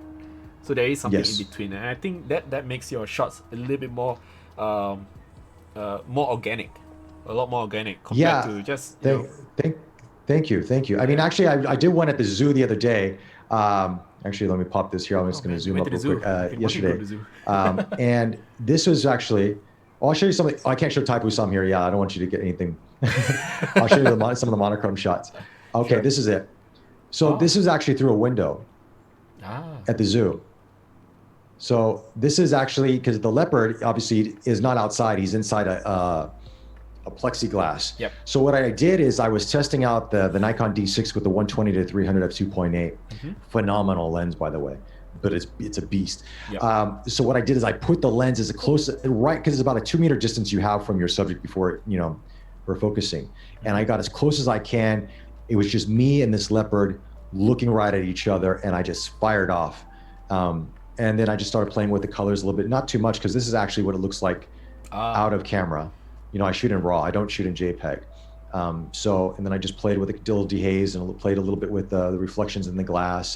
But I like the fact that the eyes are in focus, but everything else is a little bit out of focus because of the glass and the situation. So his or her eyes are right there. Yep. And very piercing. It just turned out great. Yeah. And then this lion. Brilliant. Yeah, she was yawning, but I just fired away. But yeah, but talking about shooting through, like I like doing this kind of thing, shooting through things, capturing like a point of interest, Yep. Point of view. Yep. And I think that makes the shots more. You can see that there is a concept of being drawn to the center of the subject, with all the I would say distractions that work. Yeah, does that make sense? They are distractions, but they work because they actually serve as a purpose for framing your subject. Right, and that's something I learned a long time ago. Is frame your subject, shoot through things, and it makes a picture more interesting. Yep. And I think, people go, oh, but I want to see this or that, but sometimes it's about the emotion, the feel, and that's what I try to capture, Yeah. Whenever I get into these things. Yeah. It's I love shooting animals too. I love animals. Yeah. Animals are fun to shoot. It's kind of interesting how you drew the style that you shot with the Hugo Boss campaign, and use that same style to apply to your shots in the zoo, because it's almost the same. I mean, like color grading wise different, of course, but the way you shot it, the framing and all that, to have something in between. For example, you had your bottle and things like that to create that hazy look. Here you're actually using the leaves to create that hazy look as well. So it actually works. So in a sense, maybe the styling is transferable. It is, yeah. But I find interesting. Interesting is that after a while, you've got to find different things to keep it going, because if you're always shooting through things, sooner or later, clients are going to be like, okay, I've seen there, I've been there, I've done that, and now I want to find a photographer that does something different. Yeah. So I always think, then I'm like, okay, I can do this for so many shots or for certain shots, but what else can I do? Yep. What else can I do to make it more interesting? And then it's using light. Then it's using, and that's the next phase I need to learn a bit more. I think we talked about this prior to, tonight, is that I want to learn more about lighting. When I saw you and Eugene, we shot my motorcycle, just how much went into the lighting and the shaping of the motorcycle. And that's the next phase of photography that I want to learn more about, because I was taught using natural light. Yep. So I'm always using natural light and just trying to manipulate that as much as I can, which is great because it teaches you a lot. But when you are in a situation where you don't have great lighting and you want to capture something, or you want to go to lower ISO, you want a much sharper image, you need lights to do that. That's where it comes into play. That's true. And I guess with lights you can do a lot more, because you can explore creating stories just by using shadows. Because here you are dependent on natural light. The shadows do not respond to the way you wanted them to. It's there. It's incidental. There's nothing you can do about it. But here, when you play with lights, you can actually play around with whatever. It's really like having the power of the sun in your hands. Yeah. I'll show you one picture from the monochrome, because we were talking about black and white earlier. Yep. I won't show you any of the piercings or anything like that, because obviously I don't want anything to happen here. Thank you. Let me see. But for the piercing, maybe you can share with me in private. I'd love to see them. Yeah. I mean, here's just skin tones like that. Yeah. But let me see if I have that here. Where I just made a file before we got on here. Let's see. No, it's not on this file. I love the fact that you actually go around taking lots of shots. Yeah. I have to for reviews. All the time. Yeah. Here's let me just do these ones. Show this one. These were shots that we were doing at the karting arena for Leica, but what I wanted to do was close-up portraits of people. Mm-hmm. So, and the thing about black and white is that it captures people in a very different way. Yep. Let me just type this real quick here. Sorry for using the L, Lightroom instead of Capture One. Oh, no, I gotta it's put that out there. It's okay. We had this conversation before. It's fine. At the end of the day, we are here for photography, not because of what software we use or what hardware we use. It's all fine. We're all friends here, man. Although Capture One's better. But hey, no worries, man. If you want to learn how to use Capture One, just hit me up. No issues. Yeah. I would love to learn Capture One. Yeah. Let me just pull this. You can play around with lights as well. This is it. Here's one. I'll just show you this one. This is good. So this is something. The light was coming through the window here at the top, and I was just seeing this guy. He was in a trance. Mm-hmm. But there was just something so interesting about it that I didn't shoot this in color. I only shot it in black and white because the camera only shoots in black and white. Yep. But I just found his facial expressions, him being in this moment, really, really powerful. Here's another gentleman. He's kind of going into that moment, already. So there's nothing bad about this photo. There's nothing, I'm keeping the clean, but that's the thing about black and white. It really captures texture in a different way. Yes, it does. And it captures subjects in a different way, This is another thing. All these men right here, and obviously he was the focus. But yeah, and I mean, just the facial expression alone, I think it will have a different effect if it's in color. In black and white, I just feel that it's more raw. Yeah, it is. It does, right? And the thing is that type of film is a very colorful thing, but in black and white, it takes away the color, but it just keeps people in a much more, you know what I mean? Much more natural state. Removal of distractions of colors. Yeah. Which is actually really good. It teaches you a lot about photography because it then teaches you to focus on your subject and to capture the most important part of it. Yes, very true, very true. And seeing how you have a whole list of camera bodies on the left of the screen. Man. Oh, jeez. I'm almost too afraid to ask you, because I always ask this question with all the photographers who come on the show. What's in your bag now? Interesting. Right now, the only cameras I have with me at this moment in time are the Panasonic S1R and the S1H, because I'm testing those out for long-term reviews again. I've done a review on the S1R before, but I'm going to revisit it because of new lenses, new firmware, and the S1H for the video capabilities. I just gave back the Nikon D6 with the 120-300 yesterday because they needed it back. then coming up, obviously the R5, the R6, I should be getting very soon to do a review on. I played with it already briefly, but to actually get a full in-depth review on that. Oh, that'll be really fun. And that's gonna be fun. That's gonna be fun. But that's all I have right now. So I'm actually this video I'm actually using the S1R with the Camlink 4K piping into the laptop. So yeah, fantastic. And the fact that I'm asking this question, and also I'm trying to understand for your own personal camera set, what do you have in your bag? Because I understand that as a reviewer, you have so many cameras to try out from, and it's just like, just look at the list, man. You know the funny thing? It's crazy. Yeah, I don't own a digital camera. The only camera I own is a Leica MP a la carte film camera. Wow. Yeah, that's all I own. That's the only camera I own. That's amazing. That's amazing. Yeah. That's the best part, because I always thought that you have a whole list of Leicas with you, because no, you're so passionate about Leica. Okay, here's the thing. I always feel that you are very passionate about Leica, to the point where you actually secretly went over to Germany. All right. That was last year, wasn't it? It was. Yeah. It was. Here, I'll just do the stop share again. Yeah. I actually went there because Leica asked me what I would like to be interested in, covering the SL2, and going there and seeing it. Yep. And of course, I had to sign my life away. I couldn't tell anybody where I went, so I went over there. And that, to me, I mean, brands aside, I mean, obviously Leica was the inventor of 35 millimeter film. They have an illustrious history. Yep. It is.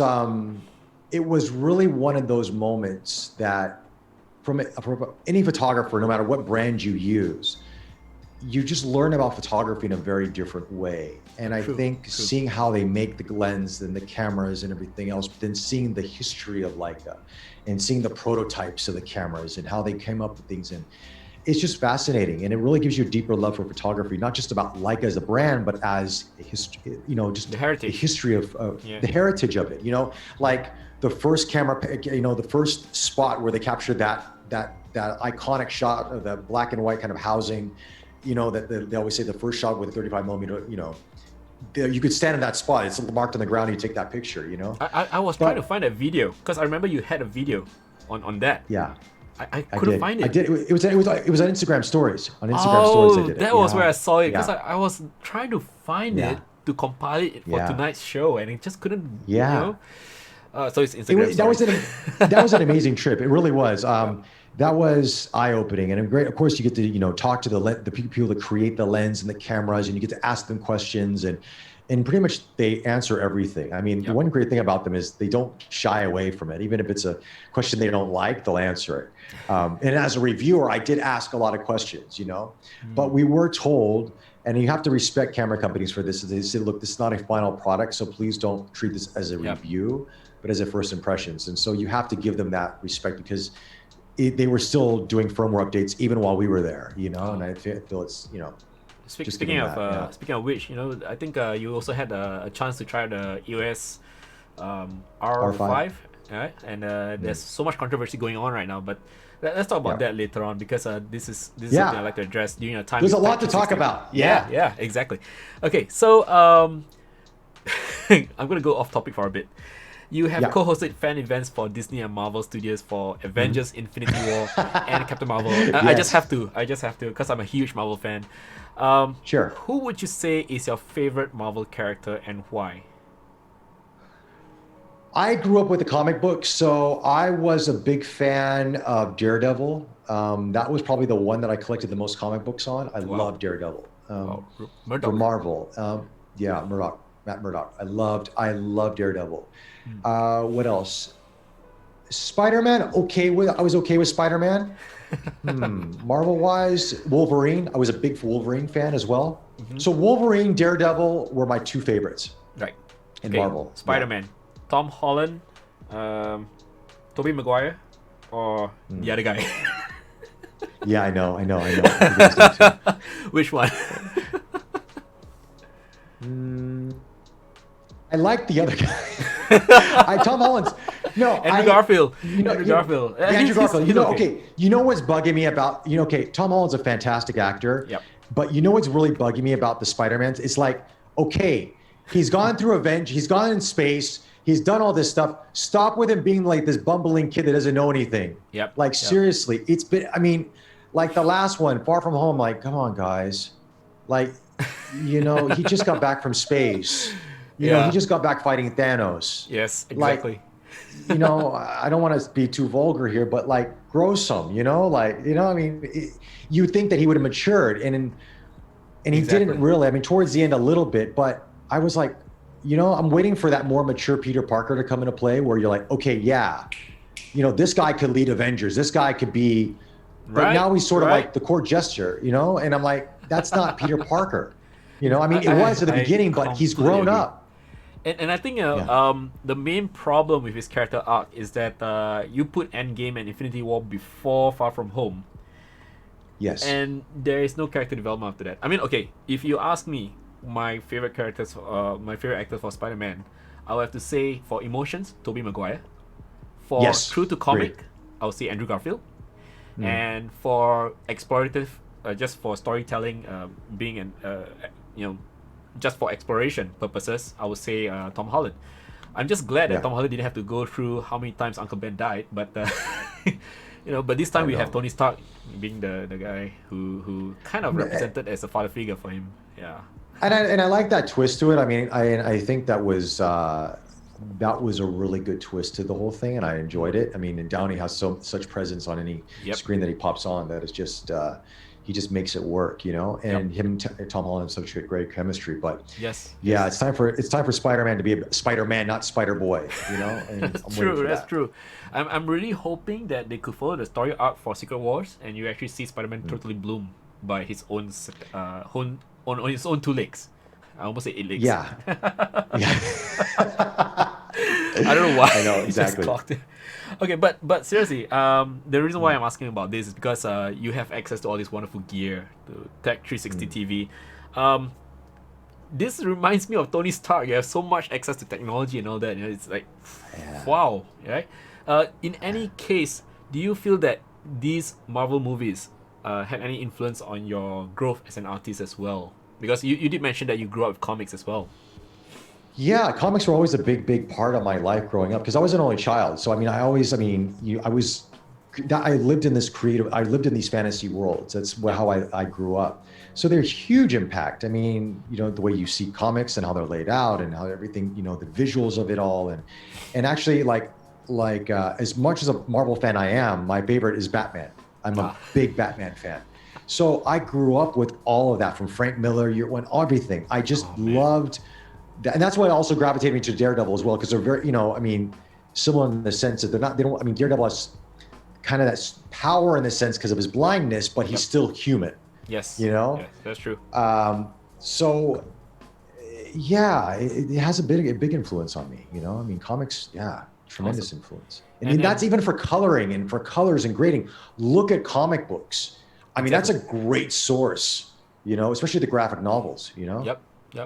And I think all this can translate well into how you do your color grading and how you actually compose your shots, and to the point where you actually have like a storytelling panel after panel, because comics can actually influence how you create the you know, frame by frame, so to speak, how you actually continue the story, basically, right? It's true. True.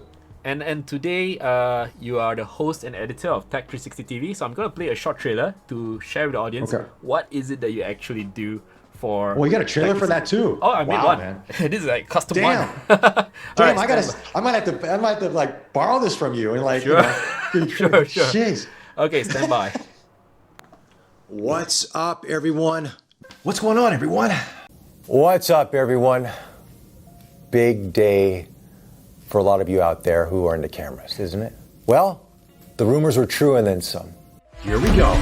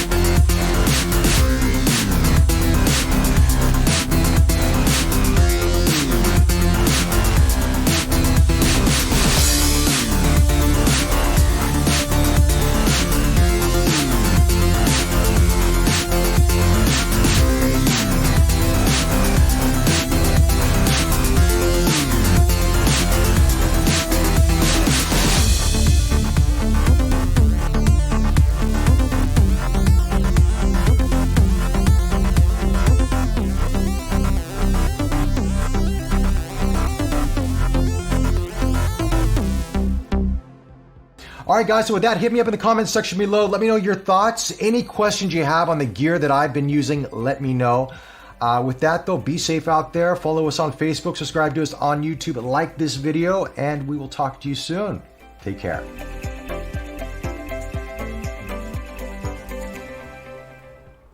Just a simple montage that I picked up from some of your YouTube videos, put them together. Wow. It's just, you know, to show people exactly what you do for Tech 360. You're basically going out there in the field and actually trying out the cameras, and not just, you know, sit in the studio and just talking about the gear. You actually go out there and shoot, and that makes the the reviews, that makes the review a lot more authentic. But I'm very curious because you know, first time I saw or heard about Tech 360 is when I walked through Funan. You know. Yes. And it was a long time ago, but I remember I looked through the glass window panel and I saw you were doing a recording, and I didn't want to, you know, like not on the window or anything like that, because that would be quite rude of me. But I was wondering, what the heck is going on in there? You know, like not often you see. I mean, that was the first time I actually stepped into the new Funan, and now often you see this happening and you're doing a recording and stuff like that. I was like, what's going on? And then I looked up Tech 360. What's that? I have no idea what this is, but maybe it's a show that you're working on. And then after that, my good friend Claudio, I think you worked with him before. Yes. Yeah. He was saying that, hey bro, you know, there's this thing I'm working with Bobby on this, and then we got Tech 360. Oh, so this is what you guys are doing. So it's like a digital rev. He's like, yeah, but it's cooler. Okay, so out of curiosity, how and when did Tech 360 actually start? It started before I came on board. It was actually, I think, Lawrence and Timothy. Lawrence and Timothy Go. Lawrence was with Channel News Asia, so was Timothy Go with Channel News Asia, and they were always doing the tech portions of it. Then they went on and did their own thing with this Tech 360. And I remember I was approached by Lawrence, because we always kept in contact because we knew each other when I was at MediaCorp doing radio. And we always talked about tech here and there and things like that. We always got along really well. And he said, he was asking me, would you like to do some reviews and this and that? And at first I was like, yeah, I mean, it sounds cool, but then I was acting, I was quite busy doing these other things. I didn't know if I had the time to commit. So I think previously Tien He, who I met when he was at Stuff Magazine, then he was over at Tech 360, he approached me and said, look, let's have a meeting, let's have a lunch, let's talk about it. And I said, okay.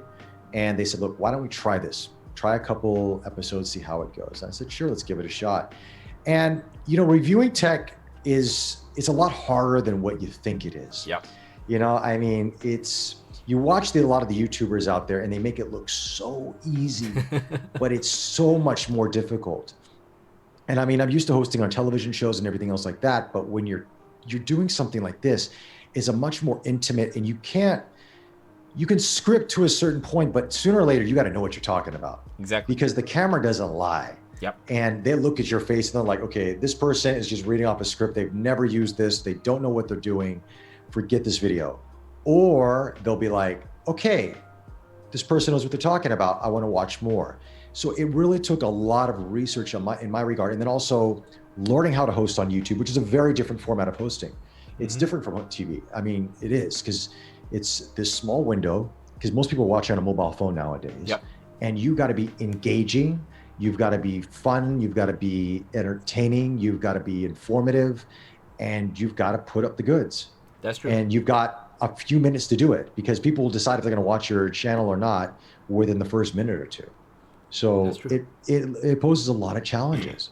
And I think ultimately it's you know, the market for reviewers is very saturated, and being on YouTube, you're going against like millions of other reviewers as well. You know, the biggest challenge I think for you guys will be to actually make yourself relevant compared to the competitors. Because for example, in photography, when it comes to reviews, there's Kai, you know, formerly from Digital Rev. We have Lok Cheong as well. I watch him all the time. Even for videos and photos, sometimes you see Phil Bloom as well, you know, shooting cats. His cats forever. So you have a lot of challenges, but in terms of for local setting, I would say that you're probably the only guy out there who's doing this actively and doing it very well, because there's no one else who actually does tech reviews to your extent. You know, the depth of research that you have. Like for example, you did mention just now that it's tougher than it looks. Yes, I understand that, because when I look at your videos, I go through your videos, you really go all ham on the details. You don't hold back, and that makes the videos a lot more informative, instead of just paying lip service to a brand or model or make. You know, it's more authentic. Yeah, I mean, yeah, you try to. At the same time, you try to keep it also as simple as possible for the person that is in the market buying something that doesn't know what dynamic range is, or doesn't know what a high ISO. I mean, because the reality of it is that some people are buying products that are way above their knowledge base, but because they have the money, or because they're excited, or because another person that they follow uses that camera, they want to get that camera too, or that product, that laptop. So there's a lot of that where if I just spoke in photographers' terms all the time, yes, there will be a certain audience that will like that, but then there will be the others that are like, I don't know what you're talking about. That's true. Like, that's true. What's S-Log? What is C-Log? What is great? Like, what is 8K RAW? What is the difference between UHD and 8K RAW? I mean, like, you know what I mean? It can get so technical. That's true. That you lose people. But I think the thing about YouTube, and I think this is something that I've realized watching, because I watch all the same reviewers that you mentioned and others. And I think the key to it, and I could be wrong, but the key to any YouTube, while there's a lot, it's saturated, is personality. That's true. And because people are watching a show because of the personality. That's why Kai was so successful, why Peter McKinnon is so successful, why a lot of these reviewers are so successful, is because of that personality that they have, that they're fun to watch. They're, you don't know what's going to happen next. And at the same time, you're getting something from it. You're getting some knowledge out of that. Yep. And so that's what I try to learn from these great people that do this, and try to implement it in what I do. And I realize it's personality. Yes, it is a lot of it is that. And the more relaxed you're on camera, the more you're not afraid to make a mistake or let the mistakes be in the final edit. Let it be. When you talk about mistakes, are you referring to Kai's constant dropping of cameras? But it makes it isn't it funny to watch, right? Because that's part of it. And he's breaking cameras, it's this and that. He's shooting in his living room that's a mess. It's so anti other reviewers who've got the best looking studio of all, around. That's true. Here's Kai, like, basically set up a couple of lights. He's on his couch and he's doing a review, and he's it's just hilarious. But he developed that personality at Digital Rev for so long that he brought comedy into camera reviews where it wasn't there. I mean, at least in my perspective, makes it very unique. He made it very, very unique, and that's where I think that where YouTube is where it really comes in. Now the next phase of YouTube is, of course, is the more channels that there are, is you got to be more specific in your reviews.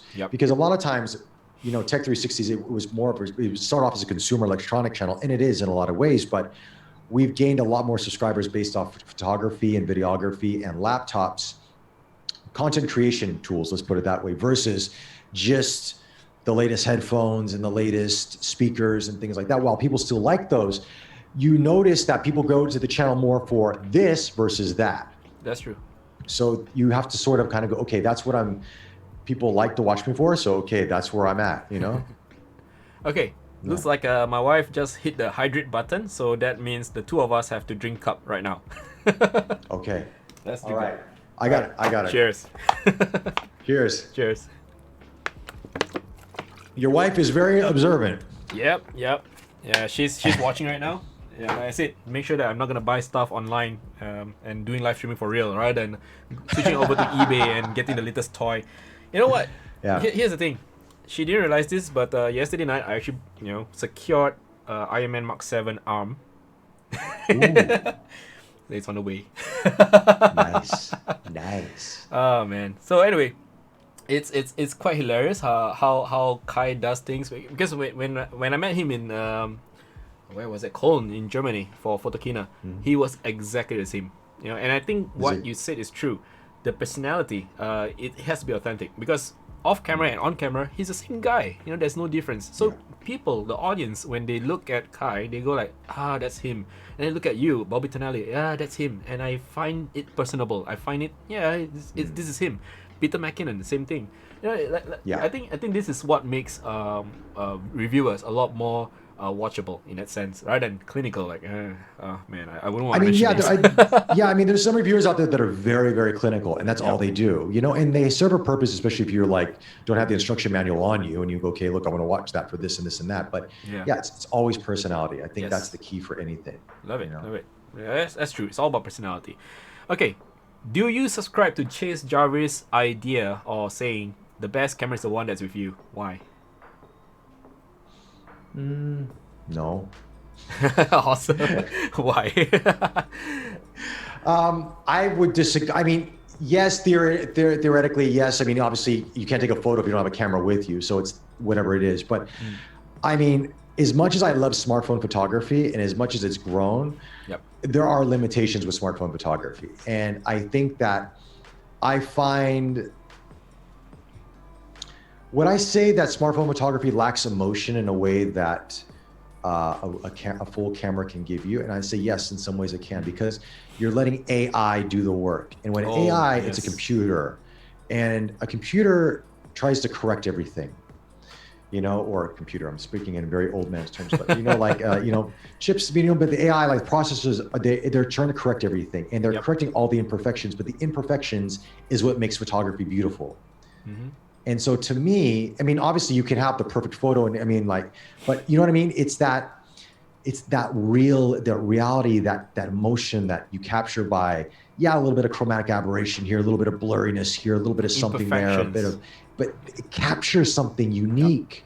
So I kind of disagree with that in a little bit of a way, you know? I mean, this is a very good reply, because most of the time we always hear people saying that you know, best camera is the one with you. To a certain extent, I also agree. I wouldn't say outright yes. You know, I would say that you know, at the end of the day, it's still just a tool. And you're right about the camera phone. I feel that, you know, camera phones being camera phones, it is convenient to have as a photography equipment, but I feel it just dilutes the storytelling. You know, that's my personal take on it. It just takes away that feel of that organic feel in a photo, right? It just looks very flat and boring. That's why that's why some of us in the industry go like, do you take that with an iPhone? When we critique work, you know, you know what's funny, and I actually did a shoot recent. I did a shoot before Circuit Breaker happened it was for Esquire, where I shot everything on an iPhone. Oh yes, you know, and I found it really challenging, you know, because I'm used to using depth, and I'm used to using things and allowing, if you want to shoot through something, you can't do that. You can do it on a phone, but you have to go into very manual modes to do it all. And then it's a lot more of a slower process than it is taking a camera, throwing it in a manual and just, focusing or just shooting through something. So I found that my way of shooting was very, very different. So then what I try to do is I use the color grading to sort of get that organic feel that I was missing from the photography of it. But I have to say that the cameras are getting better with depth of field. That's true. They're not there yet, but I would say in a couple of years or so, it's going to be, you know, it's going to be very challenging on Instagram or portals like that to tell a difference. You know what I mean? That's true. And I don't think, you know, when it comes to depth of field, no matter how Apple tries to sell it, I cannot like the portrait mode at all. I'm so sorry. But you know, portrait mode, I know what you mean, but actually, if you use a lot of the phones, portrait mode on Apple is one of the better ones. Some of the other ones look like a cutout. Man, that's terrible. Like it's really cut out. And I'm like, man, like you're just like someone did scissors and put you there, you know. And these whole what do they have, these depth sensing cameras? You know, I don't know what they call it. There's a depth sensing camera lens, whatever they have. Yeah, it doesn't work. It doesn't work. Now we know. You know what the funny thing is? I mean, honestly, they say, "Oh, this technology does this 3D depth sensing thing." Oh man, I don't see a difference in real world. No. Yeah. And speaking of which, because you did mention Instagram just now, the trend today is TikTok, Instagram. Social media has now become a very integral part of photography, and so are camera phones, because of the fact that they are so accessible. What are your thoughts on camera phones becoming the norm for photography? I mean, because let's face it, a lot of people are now comparing DSLR quality to camera phones. They go like, this Samsung can shoot 100 megapixel. That's like, you know, phase one. No, I heard that before in the forums. Dude, You know for what's us it's funny? hilarious, but that's what the people are saying in the streets because they go like. But you know what's 100 funny? megapixels, 100 When megapixels. I remember I went to Samsung's office when they had the S20 Ultra, right? They had we were going in there for the briefing, and at the time I had the Fujifilm GFX 100 with me. So I said, okay, 100 megapixel, 100 megapixel, let's shoot. And I did a Oh, comparison, man. and it's night and day. Because of course, one's pixel binning, one's a true.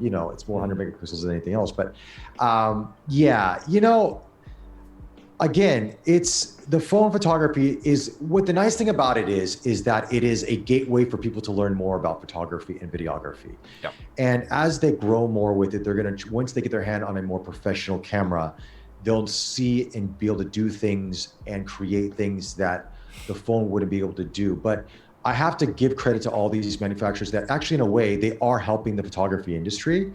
But it's just now up to the camera manufacturers to start integrating some of that connectivity that smartphones have into their cameras. Canon is doing that now with the R5 and the R6, and others will be doing it very soon too, where you'll be seeing that you can take something, it can automatically sync to the cloud, and you can pull it out from whatever device you have, upload it, and you're good to go. Yep. And that's something that I think a lot of the mirrorless cameras have been missing, for quite some time. And that's actually made people go, why would I do that when my phone I can just take a picture, upload it right away to Instagram? I mean, that's a very fair argument. And to a So certain extent, camera manufacturers, yeah. Sorry, you were saying? No, camera manufacturers need to start doing that as well. They can put all these great processors in these cameras and, so many stops of dynamic range and everything else and ISO up to 3 million. But you mean to tell me you can't find a way to connect to the cloud? Come on. And I like the fact that you actually brought Canon up because I feel Canon has started to make headway in innovation because with the pandemic ongoing, they are the first one to respond with the web utility, the EOS web utility software app that allows the Canon camera to actually, existing Canon cameras to become a webcam because they understand the need for high quality Zoom calls. Actually, for I got to example. correction that. It was Sigma with the FP. Oh yes, they did. Sigma with the FP. They were the first mirrorless camera that I remember that was natively, you plug your USB-C yes. cable in Yep. into your, it's like, do you want to use it as a webcam? I was like, wow. Yeah. It was fantastic. But then Canon was right, one of the you're bigger companies coming out that decided, let's do that as well. Yeah. Yep. But in terms of existing hardware, that's what Canon has done. Sigma FP is a game changer because not only can you just connect, via Tether to turn it into a webcam, but you can actually connect directly to your phone, and you can actually just use the Sigma FP itself as a webcam device, and you can use your phone to transmit to the internet, and that actually, oh my god, old man speak again, the internet. www. World Wide Web. But this is something that is missing in a lot of camera brands and models and makes because you talk about future proofing, you talk about innovation, you talk about how mirrorless is light and can do a lot of things and all that, but the basic essence of connectivity is just not there, especially for some brands. I agree. Yeah. So who knows? A7S3, there's still time. What, another week or so, right? Yeah, but I think, yeah. But I think they did something the ZV-1, which is quite interesting because now it's a phone dedicated. A camera dedicated to meeting the needs of the social media market. So this is what works.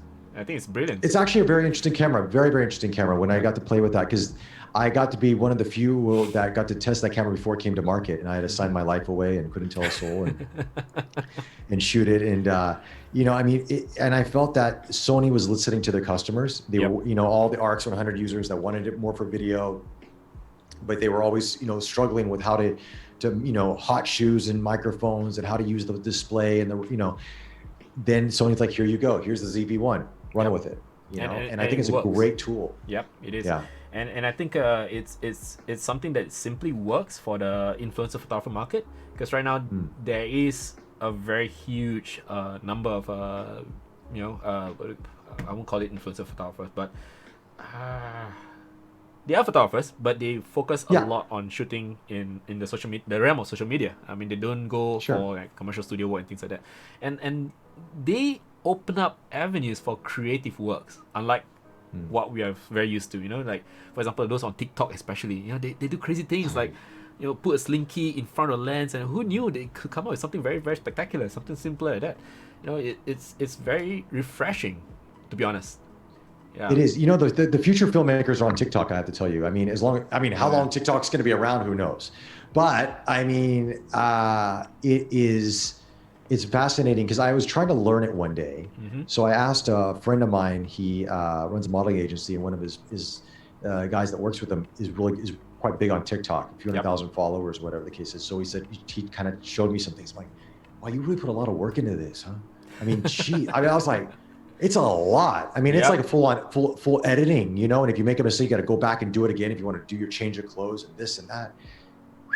It's insane. Wow. If you talk about people like Zach King, who has really done so much with special effects for videography on various platforms, Twitter, Instagram, TikTok. Look at his work, and it's crazy. It's undeniably pure art form in special effects. It's just insane. Sure. Yeah. And now, out of curiosity, we've seen your top 5 of 2019 for phones, cameras, and lenses. And I know we're still halfway through 2020, even though it's a shitty year. But, I'm just curious. Right now on your list, top 5 of 2020. Canon EOS Top 5 of R5. what? Is it yes or no? Cameras. R5, I think, will be in there. I think the R5 is a game changer for a lot of ways. The overheating thing, I think what's going to happen is people don't realize how much space 8K takes up. And if they're upset that you overheat it 20, 30 minutes, can everybody afford 1 terabyte of a CF Express card? Because we shot 4 minutes at 8K UHD, not RAW. 4 minutes, it was 11 gigabytes. See?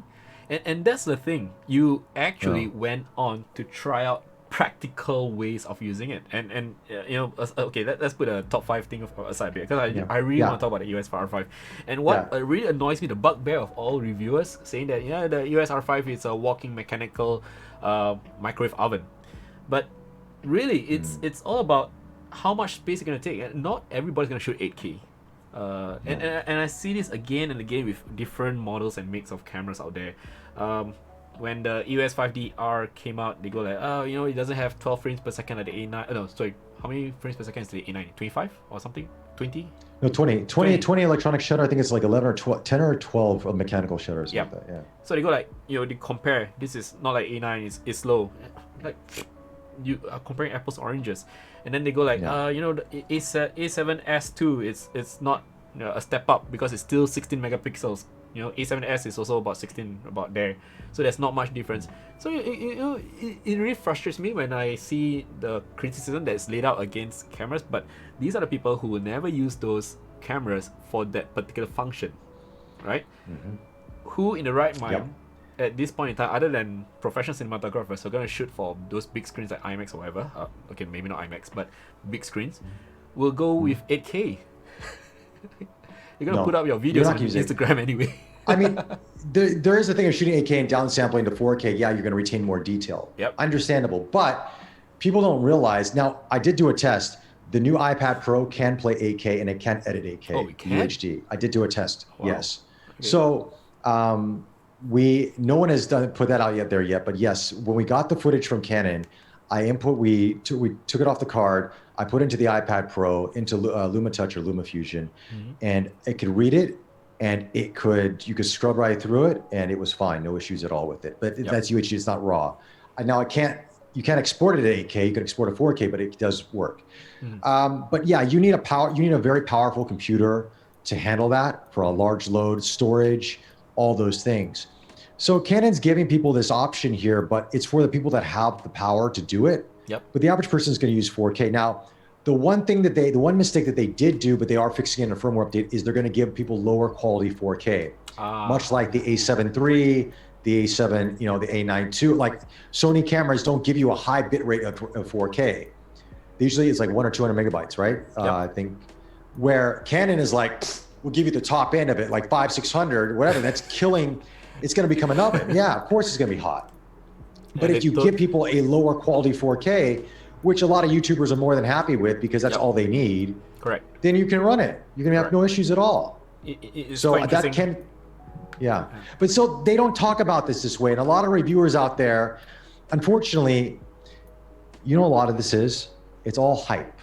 to get people to watch the channels, to click on the clicks, to get the Clickbait. views. And then what they do, it's clickbait. So what they do, oh, it's going to do this, it's overheat. Then when they get the camera, actually, it's not that bad at all. Yep. Oh, it's actually okay. And then you're like, you sold me on a month of it being overheating, and then all of a sudden now you tell me it's okay. Yep. Because this is, for those who are watching, this is part of what YouTube reviewers do.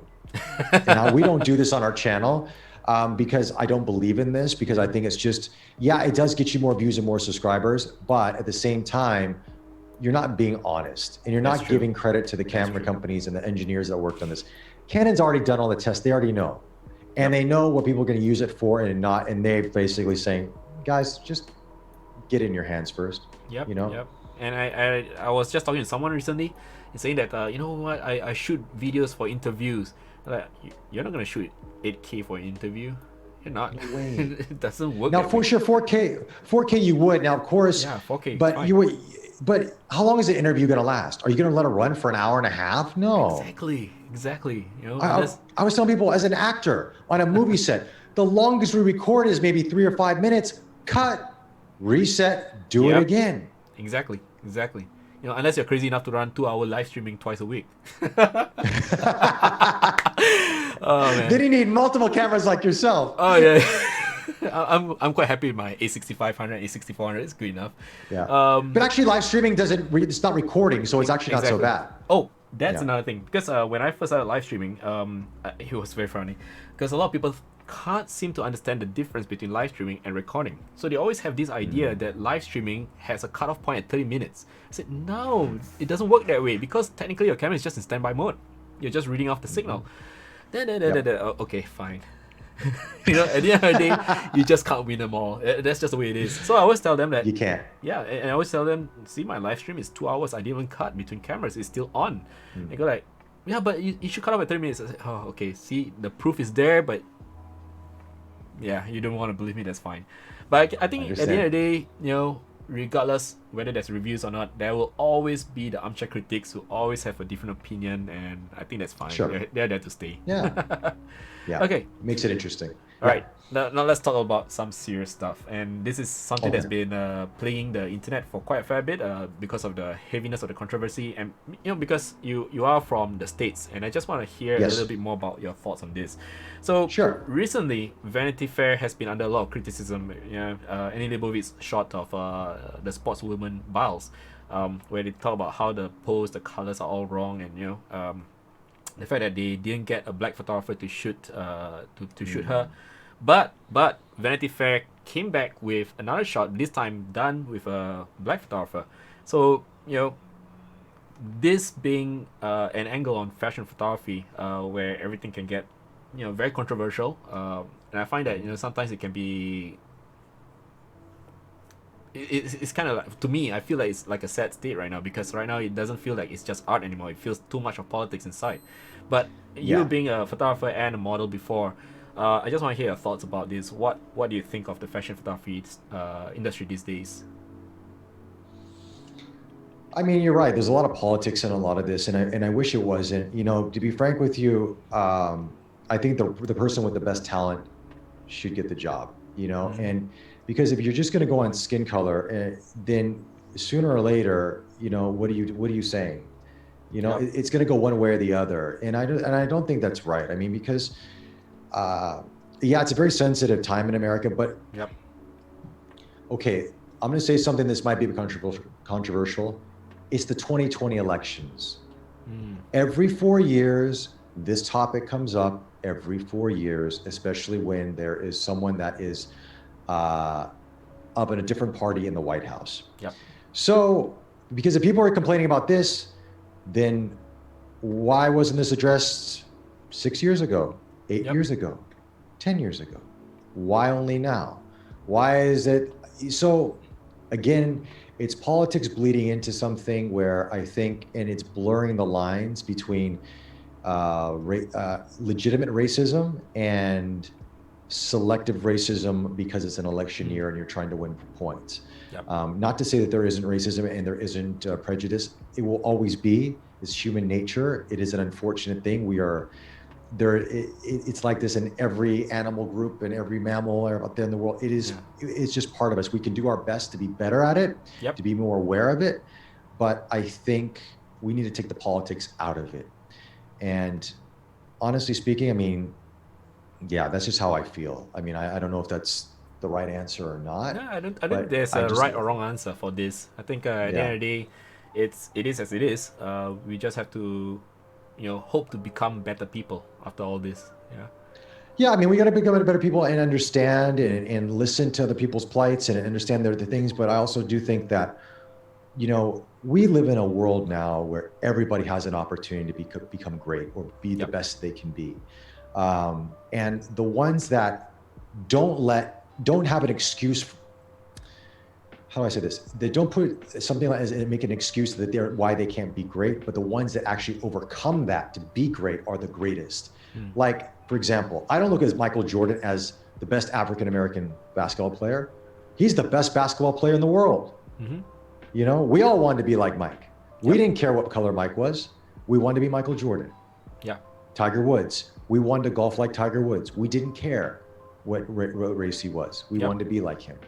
And I think that gets lost along the way, and I think that if you look at culture now, so much of the African-American culture is based in our music, in our style, and our colors, and I mean, everything. I mean, that's where I find it very funny when we talk about these things. I'm like, guys, look around us. How much is influenced by not white people, but by national, different races and religions from around the world now. Exactly. I mean, I grew up, I had one white friend growing up.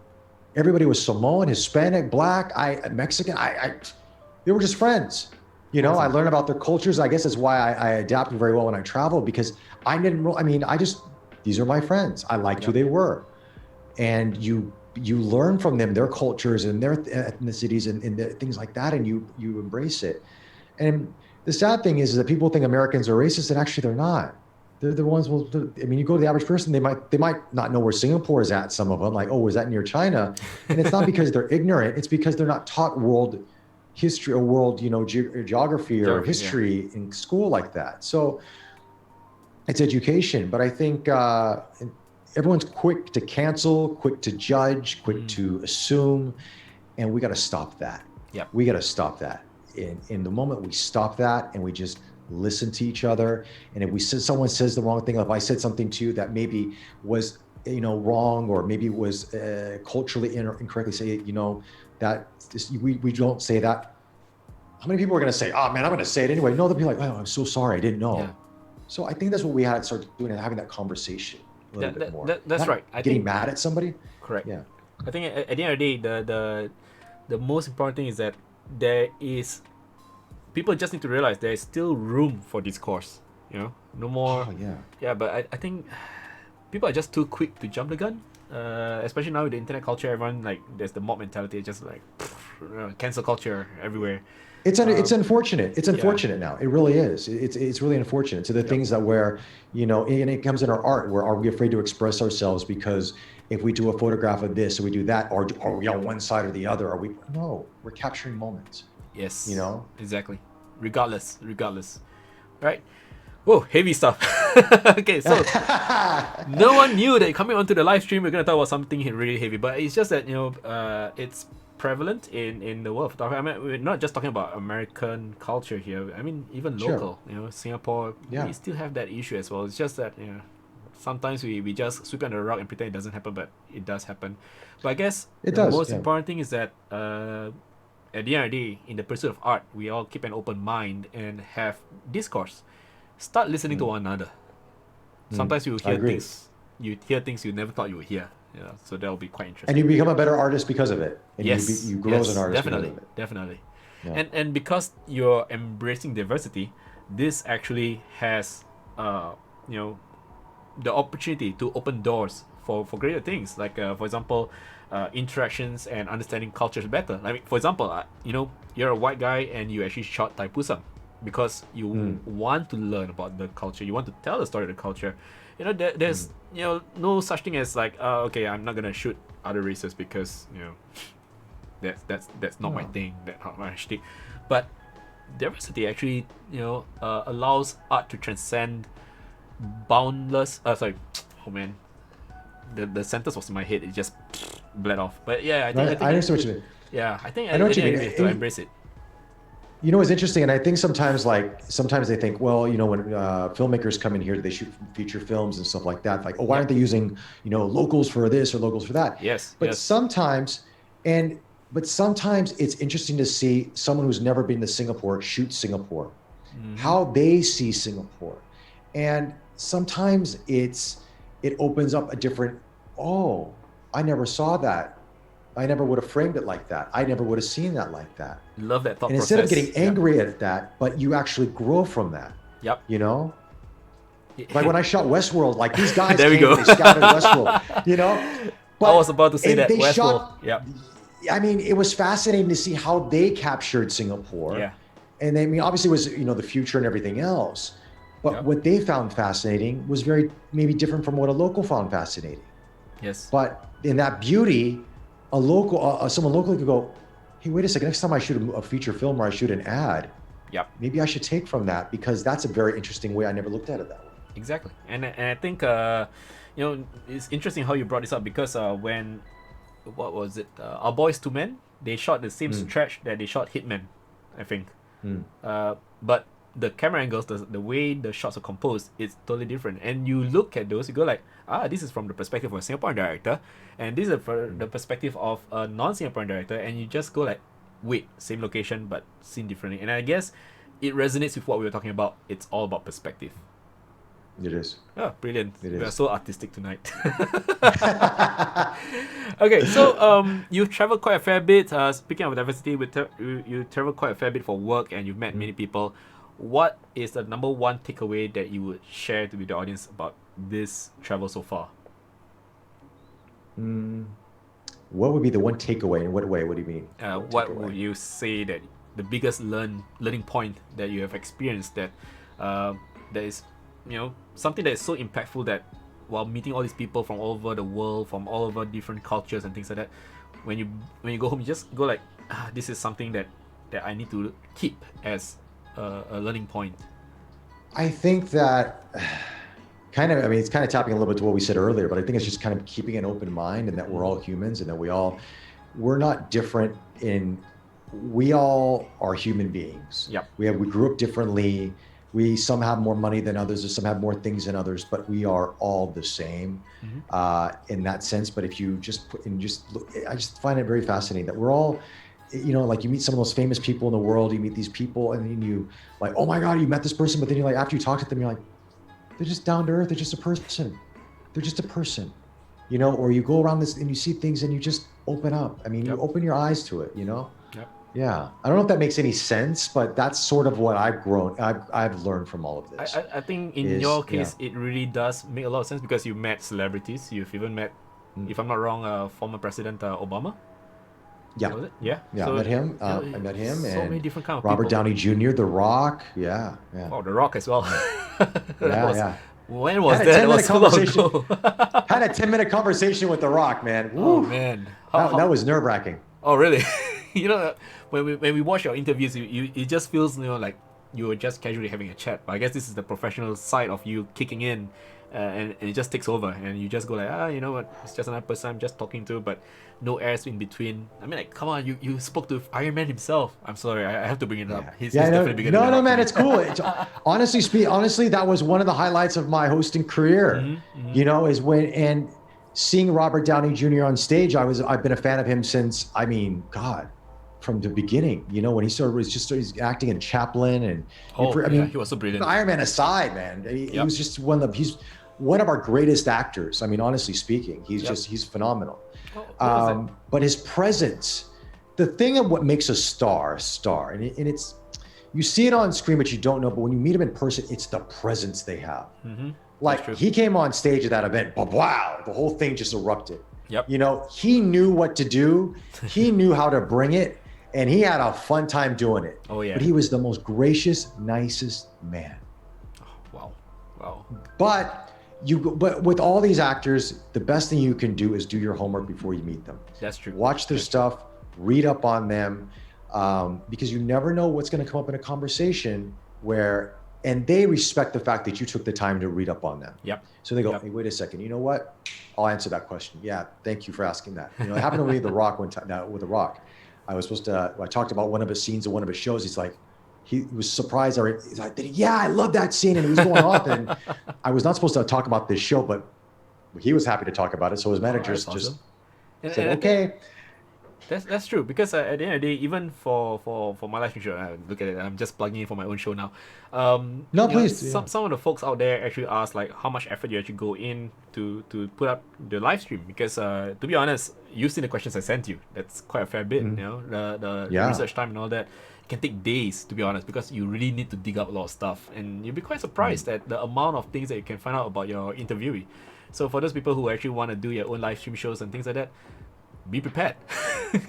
It's not easy. It's a lot of work. It's a lot of work. It's a lot of work. Yeah, it is. But it's worth it because I enjoy it. I really hope you're enjoying your time here on the live stream as well.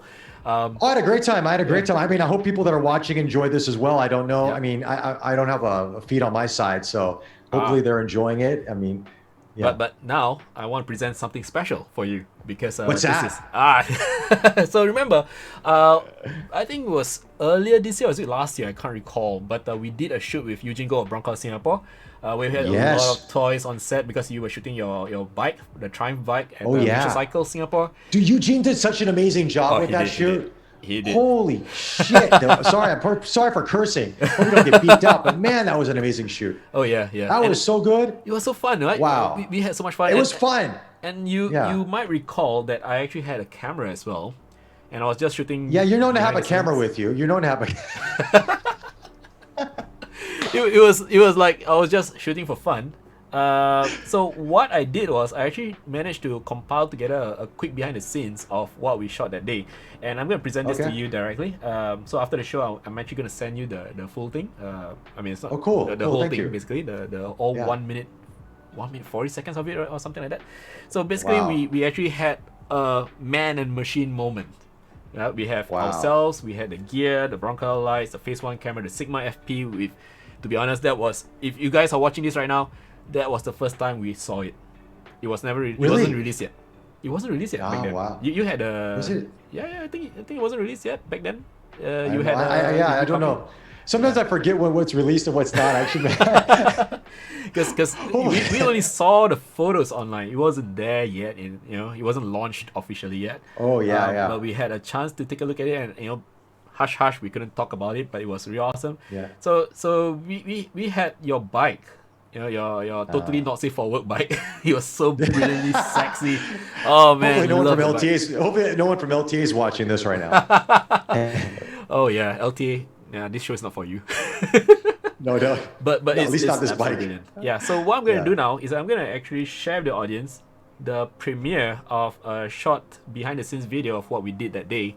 And forgive the quality, because this is the first time I actually started editing with Premiere Pro CC 2020. I had no idea what was I doing, but I'm not a vlogger or video editor by profession. I'm a photographer.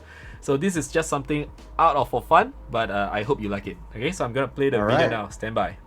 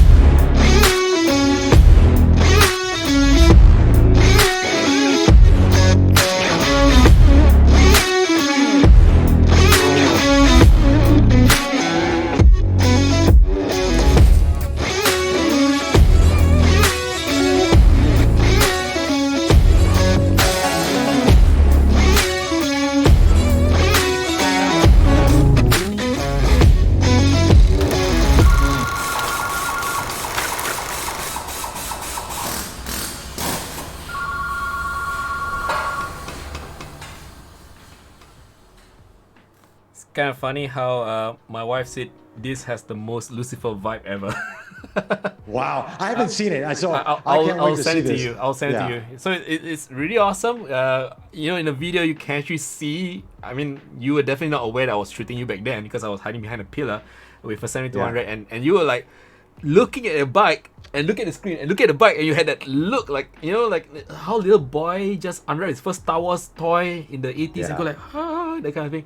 It really shows how much love you have for both bikes and cameras, and on that day it was really fun to I work with you back then. I was fascinated to watch you guys work. I mean, and then seeing Eugene setting up the lights and the shots and everything. It was such a learning experience for me that because he told me, he said it's going to take me a number of hours to light this. I'm thinking, really? Like, but why? Because I mean, I from my ignorance of lack of knowledge about lighting in that regard, I mean, obviously I know you have to light because the lights in the shop are not good, but then when I saw the results, I'm like, wow. And then he sent me the files to see. So I was like, can you send me like the large file? I just want to see what the large file looks like.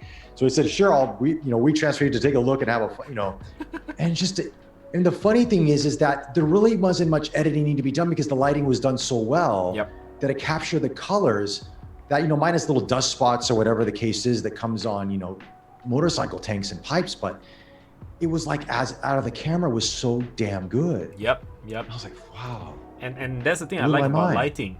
It actually presents whatever you've shot with a very 3D feel, so it doesn't look flat and boring. It looks like it really pops out right now. So imagine if you were to do lights on portraits, because you experienced just now you were mentioning how you use the Profoto B10, just the morning lamp to light up the features on one of your models. But imagine if you actually have to power the light, to light up your subjects. You can have dimension in your shots. You can have differences, and this is something that I always share with others during my lighting workshops. It's again, this is not selling you anything, but it's just that I'm just sharing the experience. Yeah. To shoot in ambient lighting, even like for example, right now I'm actually lit up. Even yourself, you're lit up by lights. I mean, look at that. You have your nice background light in the back. It really separates the backdrop from you. And that's the thing about lighting. It sculpts the subject. Can you imagine if I were to sit down here with just my ceiling light? I'll look so boring and so ugly and dull. But here I add dimension. There's shadows here, and it just looks not flat. So this is the thing about lighting. I love lighting. I don't know about you guys watching at home, but to me, lighting is everything. It's really beautiful. You can create a lot of things with it, and that's just the way it is. That's one thing I came up with that Sony loves so much. They put it inside one of the videos that we did together. Lighting exposes the shots, but shadows tell the stories. Ooh. Yeah, I love that line. That's a nice card, man. I thought about that line like randomly after lunch. I was like looking at the cake. Wow. I remember I was eating cake. I was like, this sounds like a nice line to say And later. you better patent that line. You better patent that thing. I have to. You have to. Yeah. So, in any case, quick question. Would you, because you say in the interest of learning, would you ever attend photography workshops? Oh, definitely. Of course. Yeah, you always can learn through photography workshops. A friend of mine, Russell Wong, photographer, he took me to a studio one time when he was showing me a little bit about lighting as well and kind of giving me a little bit of a crash course on it and things. And I think you can learn from everybody all the time. I think this is an art form like any art. You never stop learning. Yeah. And there will be people that will know more than you, and then there will be people that they will learn from you, and together you create art. I mean, and that's what it's about. And totally. This leads us to the idea of collaborations, right? Sometimes people do say that collaboration is a dirty word. It's like it's synonymous with exploitation. But I think I'm not sure about you, but for me personally, I think that at the end of the day, it's about how you perceive it, because it needs to be mutually beneficial. I think this is my personal take. But what about your thoughts on it? I agree with you too. It has to be mutually beneficial, and you're going to work with someone that is about teamwork. I think teamwork is the most important thing. And, there will be compromises along the way that each person makes to get that ultimate, reach that ultimate goal. But I love collaborations. I think it's great. And I think it can bring the best out of yourself and the other person. Yep. So maybe the next time we see each other, it will be turning you into Doctor Strange. Ooh, interesting. That'd be quite interesting. Something to think about. Yeah, I get the comments out online about that, so might as well do it for fun. Let me see what I Yeah. can do. Let me see if I can pull some strings. Because I remember I did shoot a model who actually has his own Doctor Strange costume, but I'm just wondering whether he could help out in that regard. Wow. Let's see how it goes. Because I'm not sure whether he got rid of the costume already, because it's been quite a while. Okay. But man, his Doctor Strange is realistic. I can imagine. It looks like I real can thing. imagine. Yeah. That'd be cool to try out. That'd be cool. Okay. So, last question for the Sure. evening. Which photographer do you hope to work with someday? So many. Yeah, actually, that's a good question. It's true. There are so many of them. I mean, there are so many great photographers. I think for me, it was one of your guests that you actually had on a few weeks ago.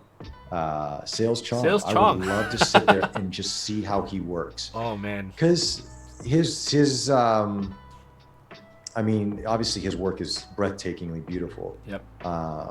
But I would love to just be a fly on the wall and see how he works, you know. man. And yeah, that would be amazing to see.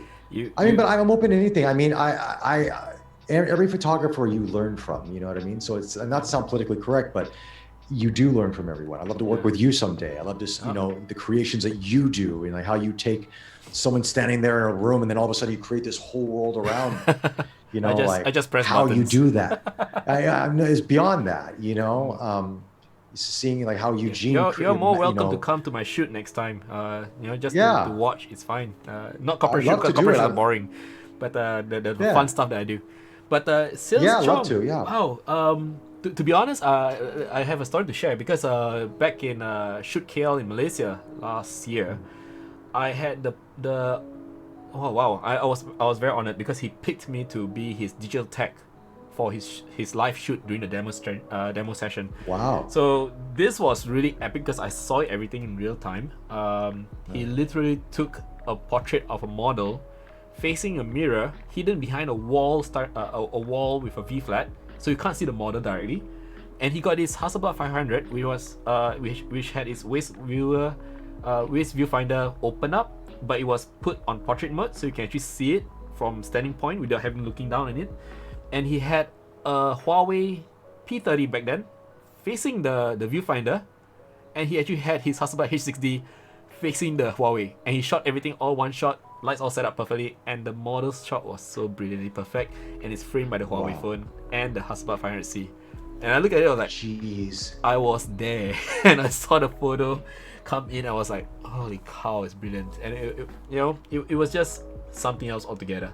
Yeah, it was absolutely brilliant. And the fact of the matter is that watching him work, okay, it's like watching an artist paint on the spot, because you're not looking at someone who's like doing technical stuff with the camera. You're looking at someone who's creating art by putting things together, and it's just amazing. Yeah. If you had a chance, or if he's coming back to Singapore someday, or maybe he's up in Malaysia, let's have you come and meet him in person. He's Yeah, awesome. yeah, I'd love to. Yeah. I mean, it'd be great to. I mean, there's so many photographers. I mean, if I could sit here, I just went off, so many names, Yeah. But yeah, I'd love to. Yeah. Okay, so anyway, for those watching at home, if you guys got any questions for Bobby, you can just put them in the chat window as always. But I think everyone's really enjoying themselves. A lot of comments here. Just Bear John says, this is a great conversation, guys. Enjoying, especially despite I think we were talking about the diversity back then. And Bobby made a great point about how it unfortunately gets involved in our work too when it comes to politics. Big Movie Freak says, being blamed for cultural appropriation when it's actually cultural appreciation. That could be a problem as well, because a lot of people, especially the cancel culture, it just jumps the gun. I mean, I always feel that people should really try to understand what they're really fighting for and fighting against, and at the end of the day, we all need to understand that we all bleed the same red. That's all. We do. Yeah. So anyway, anyone else with any questions or any things? Otherwise, I'll just close the session for this evening. It's been a long day. I know you were at the Omnidesk. I was, man. Studio. Dude, the I desks missed are you by an fantastic, hour. man. I missed you by Really? an hour. Yeah, I came in and Hong Cha was telling me that, hey, welcome to the studio. I was like, hey man, blah blah blah. Then I was like, hey, did Bobby come? He was like, which Bobby? Bobby Tonelli, because I know he's definitely into this, and he bought an Yeah. Omnidesk Pro as well. So, oh yeah, he was here an hour ago. I was like, oh crap, because I was stuck in an Yeah. online meeting just now. First of all, I had to wait for my chair. Yeah, brand new chair by Secret Lab. Very nice. Secret Lab here too. Yeah, Secret Lab here. Yeah, just arrived today. No, I'm not an Sweet. ambassador. I'm not paid to sell this or talk about this, but it's just like I love this chair. This is my third one so far. It's brilliant. But yeah, so I was there, and I missed you by an hour. I was like, oh, what a waste, you know. Too bad. Yeah. Yeah, that would be fun. But yeah. there were a lot of I have things there. something- Wow. A lot They of have. They exciting haven't been slowing down, have they? Nope, Wow. I mean, nope, but the things nope. coming towards the end of the year are going to be. Yeah, exactly. I'm really excited because I actually had a glimpse of what they. I mean, both of us had a glimpse of what they have in store, and we can't talk about it yet, of course. But it's gonna be really exciting, and it's just amazing for a local company to do so well. Really, it's Yeah. seriously. Shout out to the Omnidesk Pro guys. You guys are doing very well. Definitely. Yep. They kicked ass. They really did. Yeah. Definitely. Big Definitely. movie freak asks, Bobby, favorite camera brand? Ooh. That's tough, man. Leica. You know, I love Leica. I love Leica. There we Man. go. I love Leica. I love Leica. I like them all. I like Canon. I like history-wise. I like Leica, and the build quality and stuff for the history of it all. I really like Leica. Phase one, I haven't tried. Okay, I've never shot with a Phase one. Well, I you held haven't? it in my hand and I took one photo at a desk, but I never really shot with it, so I can't say. You know, I mean, I don't know the experience of it. What else? Man, I like them all, to be frank with you. I like them all, but for different applications. You know what I mean? So I would say like Nikon, I like for wildlife. I love the colors that Nikon gives for wildlife. Yep. The animals and the green. It's just something where the color science is fantastic. Canon is really good for it as well. But I find Canon really good for sports. Like when I think sports, I just think Canon. I want Canon because it's just, Yep. you know, portraiture. I would say Leica, you know, people Leica, like with the M10 monochrome or the M10 or the SL2, Yeah. the color science they have and the lens technology, it's just phenomenal. The medium format, again, I've only tried Hasselblad, so, you know, but I've had my photo taken by Phase one, and Hey, that is just you had access to the fantastic, GFX you know. as well. I did. I like that too. I think the GFX 100 is a game changer for medium format. You know, obviously the portability, the technology, the image stabilization, Yes. all that. And I think that what Fujifilm is doing is a really good thing for medium format. They're bringing it to the masses in a more affordable way. Yep. And I think that that's great. It's great for everybody because when you shoot full frame for a while, then you go into the medium format. Big difference. Everything Big changes. difference. People say, "Oh, at 45 megapixels, the same as this." I'm like, no, it's not. It's not. It's not. It's I mean, I did a different. video on it, the GFX 100 versus the Sony A7R4. Yes, both cameras are really good, but you are going to tell the difference with medium format. Of course. The tonality, the depth, just the way it's just very different. You know, honestly, it's hard for me to say, but I think, it's hard because I have different, you know, cameras for different things. That's how I look at it. You know, to be honest- Panasonic, Panasonic. I'm really impressed with what they're doing right now. Really impressed. So yeah. And to be honest, I actually love your answer because there is no such thing as the perfect camera out there, in my opinion. It's always a No. matter of what suits the need, what fits the need or requirements for that particular shoot. Like I think we had this chat before. We'll probably never bring a Phase one to shoot fast street racing cars. You know, it will not. Why work. not? Let's do it. We can. Let's do it. Yeah, you know what? I've shot an airplane taking off before. It's a pan and shoot. It can work, but you know there are certain times where the technology within the camera is more suitable for some ways. But then Sure. again, if you're working for commercial, you really need to know your tools, and you need to make sure that tools are paired up with the functional. Sorry, not the functionality, but the goal of getting those images. You know, otherwise it's gonna be a waste of technology. Yeah. That's why I feel. Yeah, when I did the Hugo Boss shoot for the Made for Me, I actually used 3 cameras for that shoot. I used the GFX 100 for the main color shots and for like the hero shots. There was a group shot because it needed to be high megapixel. It needed to be, you know, a lot of detail to work with on the edit. Yes. For the black and whites, I went with the M10 monochrome because that's a pure monochrome camera. I'm gonna get the best black and white out of it possible. And then for the sports, I went with the 1DX Mark III because something's driving by, I can't rely on a camera that's not going to focus. Yep. And it Yep. locks on like a sniper, and I need that to happen. And That's true. And actually, those other Hugo shots I shot were all done with the 1DX Mark III too. So the color went. So it's you can make color, you can make cameras work for you. It's just but I say certain cameras, like you said, have a specific. They are really good at one thing. Yep. Or a few things. So Exactly. And I think at the end of the day, it's just a tool. It's a tool. Just Bay just said something that might make you go ah. What? He just ordered his Secret Lab chair because of Batman. Apparently, it's in stock already. Oh, the Dark Knight one, man. Yeah, I love that man. one. I wanted that one and they didn't have it available. I'm a huge Batman fan. I'm like, damn, I wanted to get it. Yeah. Well, it's in stock, so you can go for it. I think we're not going to do it 2 chairs now, unfortunately. So, yeah. You might just put a can Batman always sticker on. switch between. So Yeah. much. I want one with an That'd be art cool. reactor, man. They should do an Iron Man one. They should. They should. You know what? I should totally find a way to put this on my chair. Then I'll be like And make it light up. and make it light up. Actually, this one lights up, but it's just that it's powered by stupid batteries that don't last. The LEDs just pull up power. So I'm trying to get it converted to USB. So let's see how it goes. But yeah, I'm very interested to see what they have.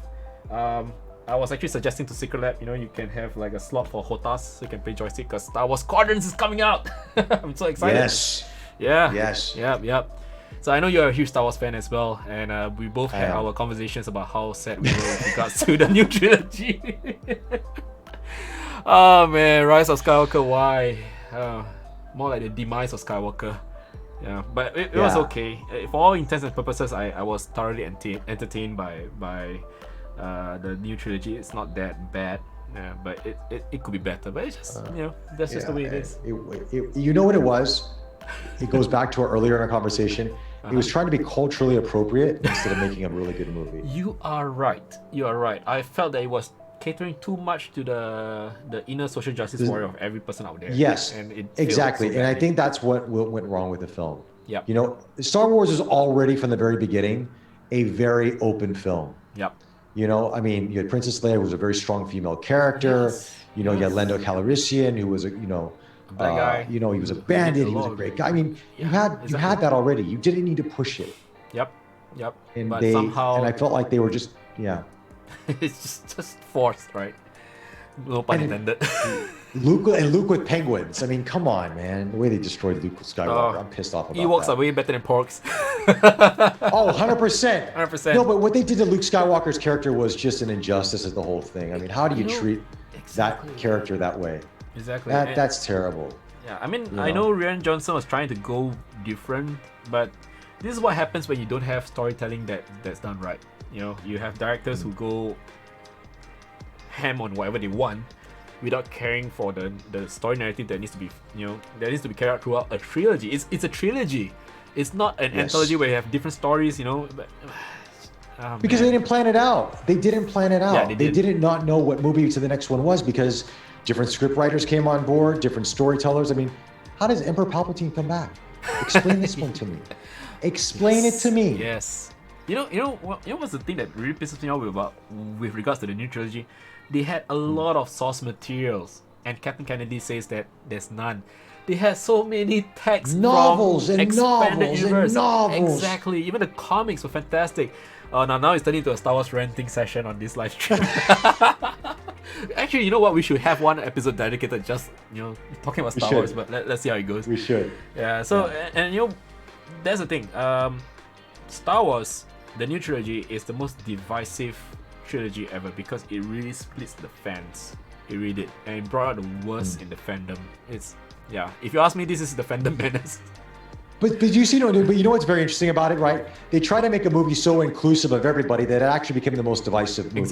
Exactly. The divisive series. Actually, Rogue One was so much better. Rogue One was fantastic. Rogue Did you like Rogue One is One? lovely. I actually enjoyed Solo as well. I thought Solo was good.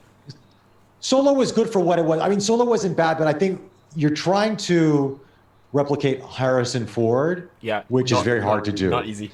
So if you took the character Solo out of it and just made it a Star Wars adventure film, it would have been great. Yes. But the moment that you do Han Solo, nah, they should have gone for Boba Fett. It's like redoing The Godfather with someone else besides Pacino. You can't do it. It doesn't work. Just forget about it. Yeah, Don't do you it. can't. Don't do it. Yeah. You're even making it into something. Oh, don't do it. Oh man, but yeah, I love Rogue One. I thought Rogue One has some of the best character development in any Star Wars movie, barring the original trilogy, of course.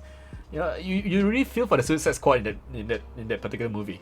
You know that That was Donnie Yen's best movie. That Sorry? was Donnie Yen's best movie. His Yeah, best yeah. performance. He was phenomenal. He was I love his fantastic. lines. I love his lines so much. He was great. Yeah, he was fantastic. He was. wasn't He did.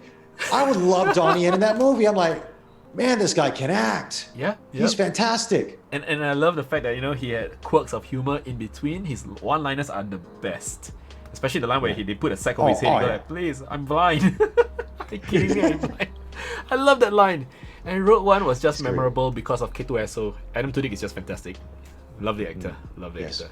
Yes. Okay, so sorry for digressing, but yeah, I think that's pretty much it for this evening.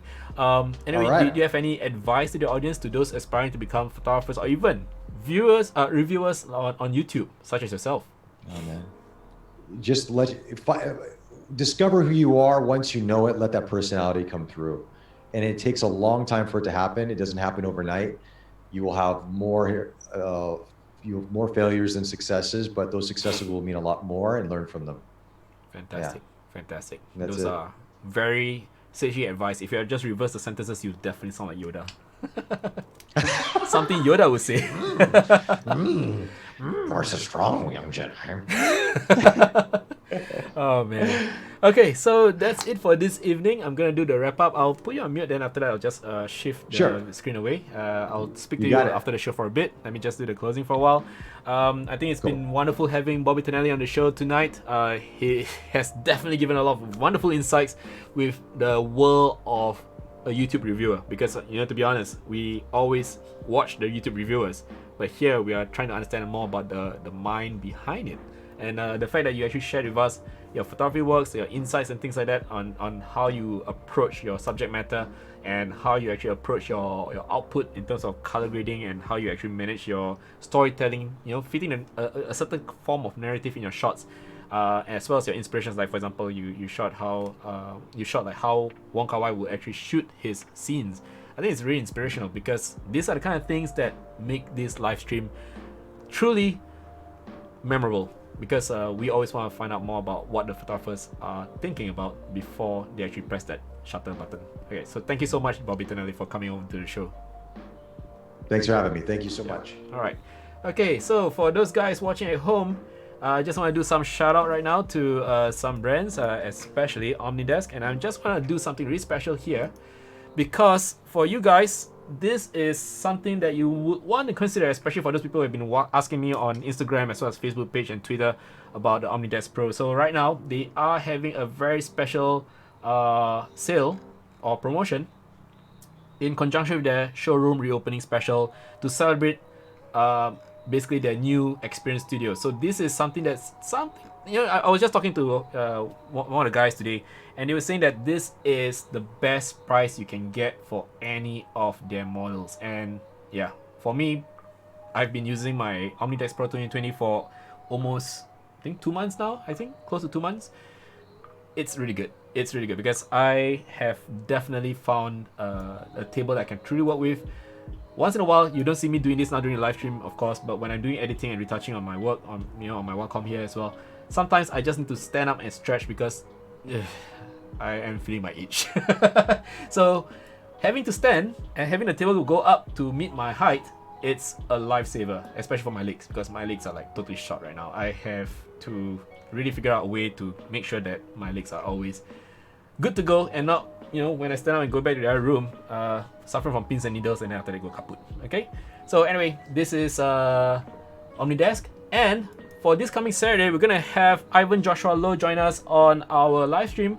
We're gonna have him share his thoughts as an ex-photographer. So for those of you guys who are watching right now, you don't know what an ex-photographer is. Basically, it's about him being a Fujifilm ambassador, and we're gonna dig a little bit more about his works, especially his commercial work and his approach towards photography. Because this guy here, if you have worked with him, you realize that whenever he shoots, it just feels like you're just hanging out with a friend instead of having a professional connection with a photographer. It's just like let's do this, let's do that.